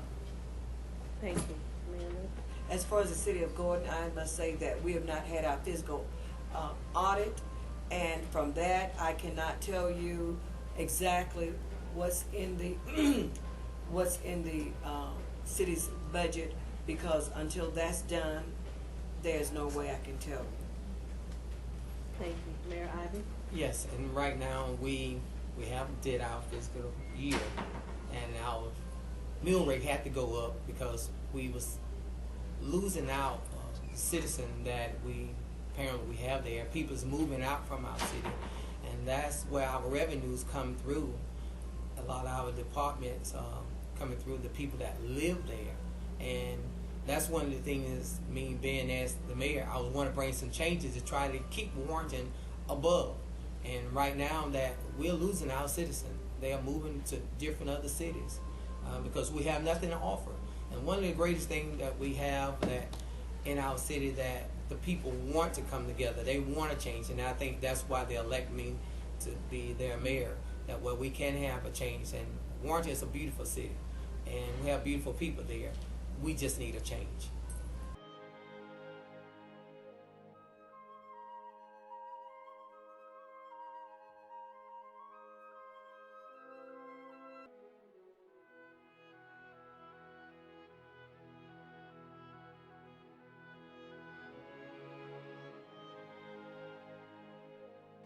Once again, this is Getto Free Press, and I'm George Foster Rhymes, and this is YouTube. I'm still in Lumpkin. I didn't know this was the county seat. But anyway, what's your name, my sister? Mona Hubbard. Mona Hubbard? Mona Hubbard. Mona Hubbard, okay. I'm sitting here with Mona Hubbard, and she wanted to talk to me. She wanted to highlight some of the things that we can expect here in the city. Mayor Gibson told me that she would be a good citizen to speak, and that's why we're here. Tell me something about the city. Now, first of all, I heard that there's something that happened at the city with a city council member. I don't know if you're familiar with that. Yes. And then the pastor showed me this newspaper and showed me that I think one of the people in there is you. Yes. Which one is it? Right. That's me right there. Yeah, I thought right there. So in the headlines in the paper for my YouTube watch, it says, local NAACP calls for resignation of council member. Sworn statement alleges councilwoman Debbie Stone called Lumpkin mayor a nigger.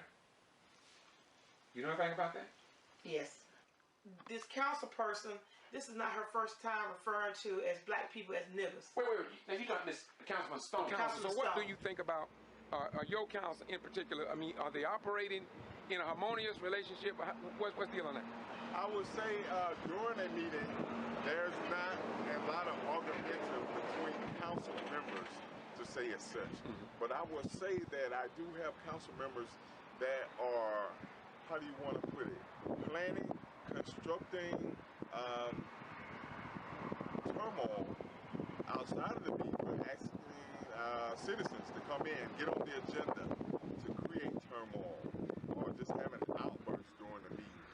And the reason I say that is because it seems to be the same few people that are actually, I say, have relationship with the certain council members that every meeting or every other meeting or so come on the agenda with a concern.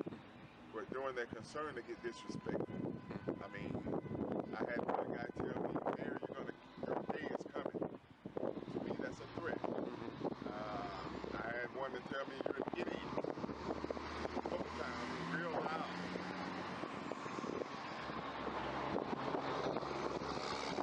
Now this was after the meeting? During the meeting. Stand up and walk and say, Mayor, you're an idiot. Did you get control of the meeting, or did you have to have any type of law enforcement to assist you, or what happened with that? At that point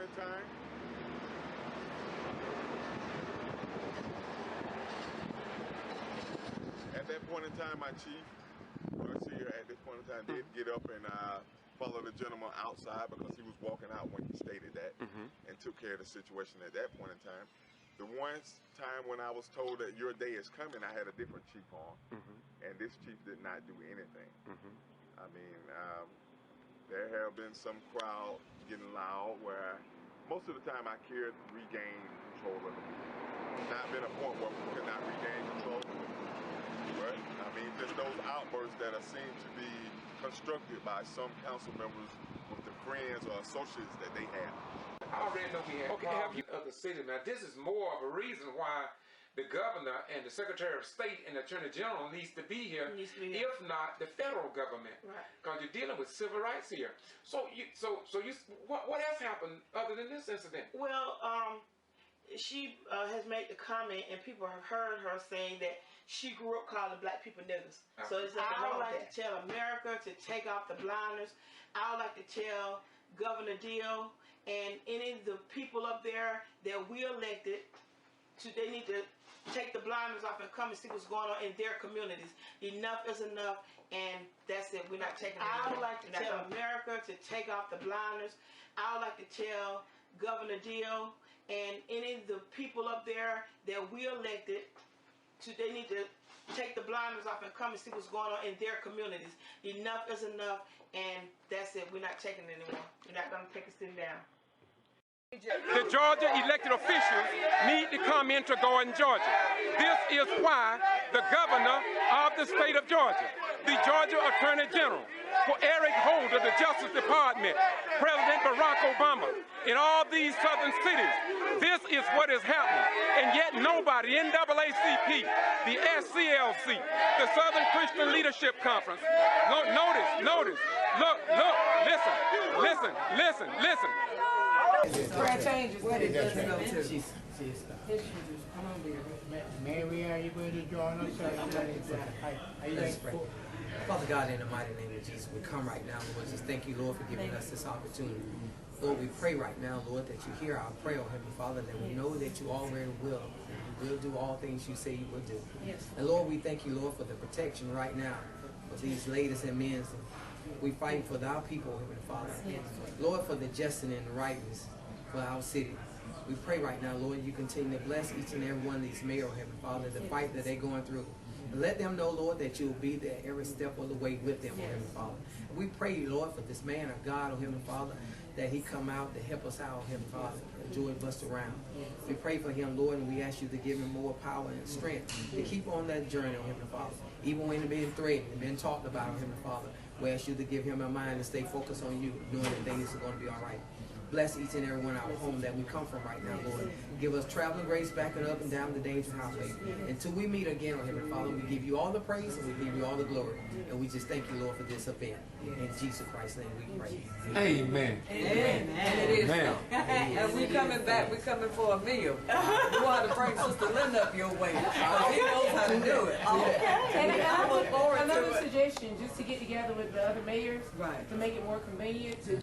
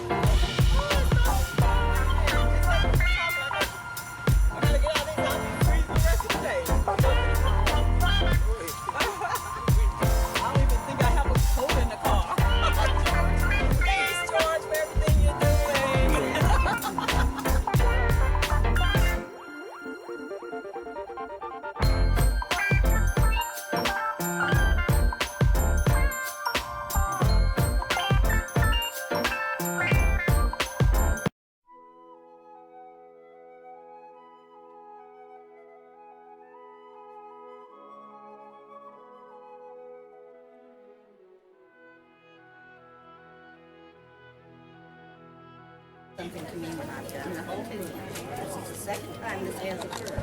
Now this, I think this is, no, I didn't.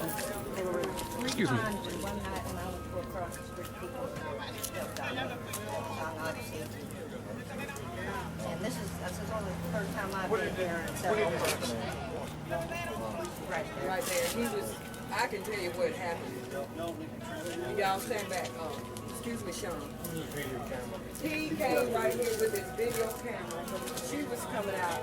I had to say, excuse me. Excuse me. He was holding the camera steadily on her. Standing right here would not even allow me to come through. I had to go and holler. Excuse me, Roy. This is what happened. This is, Tommy, can you help me clear this? Everybody can together. So I can square away. All right. Wait. Can you help me clear this? Everybody. Come on, Mary, have over there. Come on up. Madam Mayor, Madam Mayor, I was there. Madam Mayor. Oh, you were? Give me just a minute. Oh, okay. Don't say that. I know you were there. Yes, I was. And I'm not afraid to say Let's step it. down now. Would you tell me on camera what happened down there, since you said I you was will. here? I was right there. No. Let's step down here by the City Hall. Go I step will. over there. I will. This is the truth. True. Come on, I'm not here, man. Hold on, we cry. Stop it.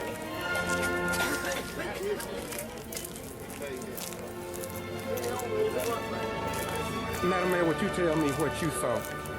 As I was proceeding to come out of the city annex door, this guy, the grenade guy, I think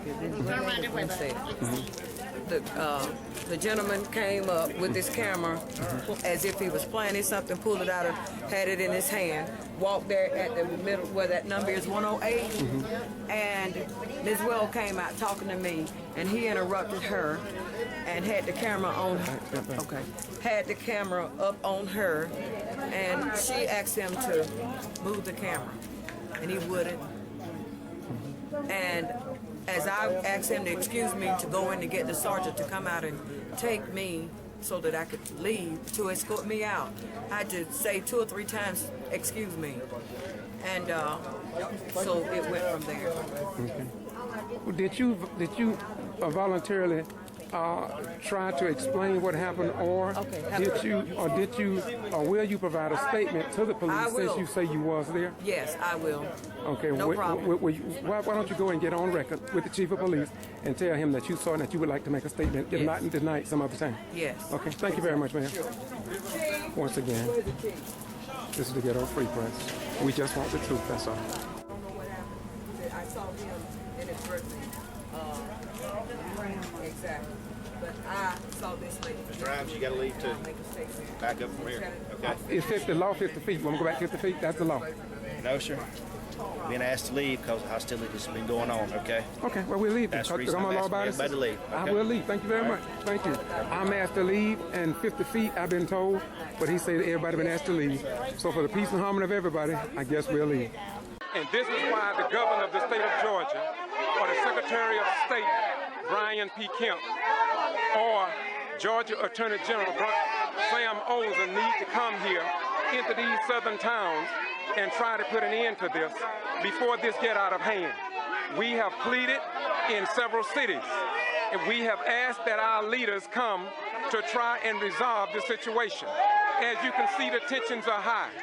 The Georgia elected officials need to come into Gordon, Georgia. This is why the governor of the state of Georgia, the Georgia Attorney General, Eric Holder, the Justice Department, President Barack Obama, in all these southern cities, this is what is happening. And yet nobody, NAACP, the SCLC, the Southern Christian Leadership Conference, notice, look, listen.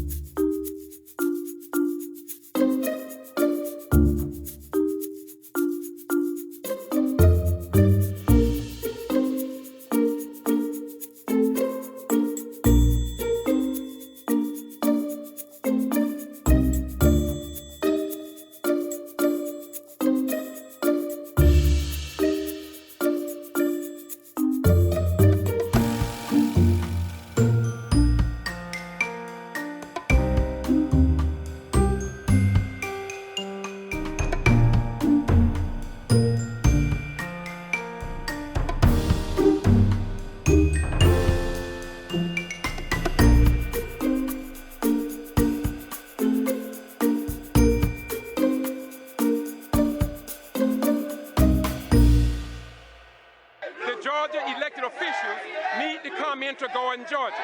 This is why the governor of the state of Georgia, the Georgia Attorney General, Eric Holder, the Justice Department, President Barack Obama, in all these southern cities, this is what is happening.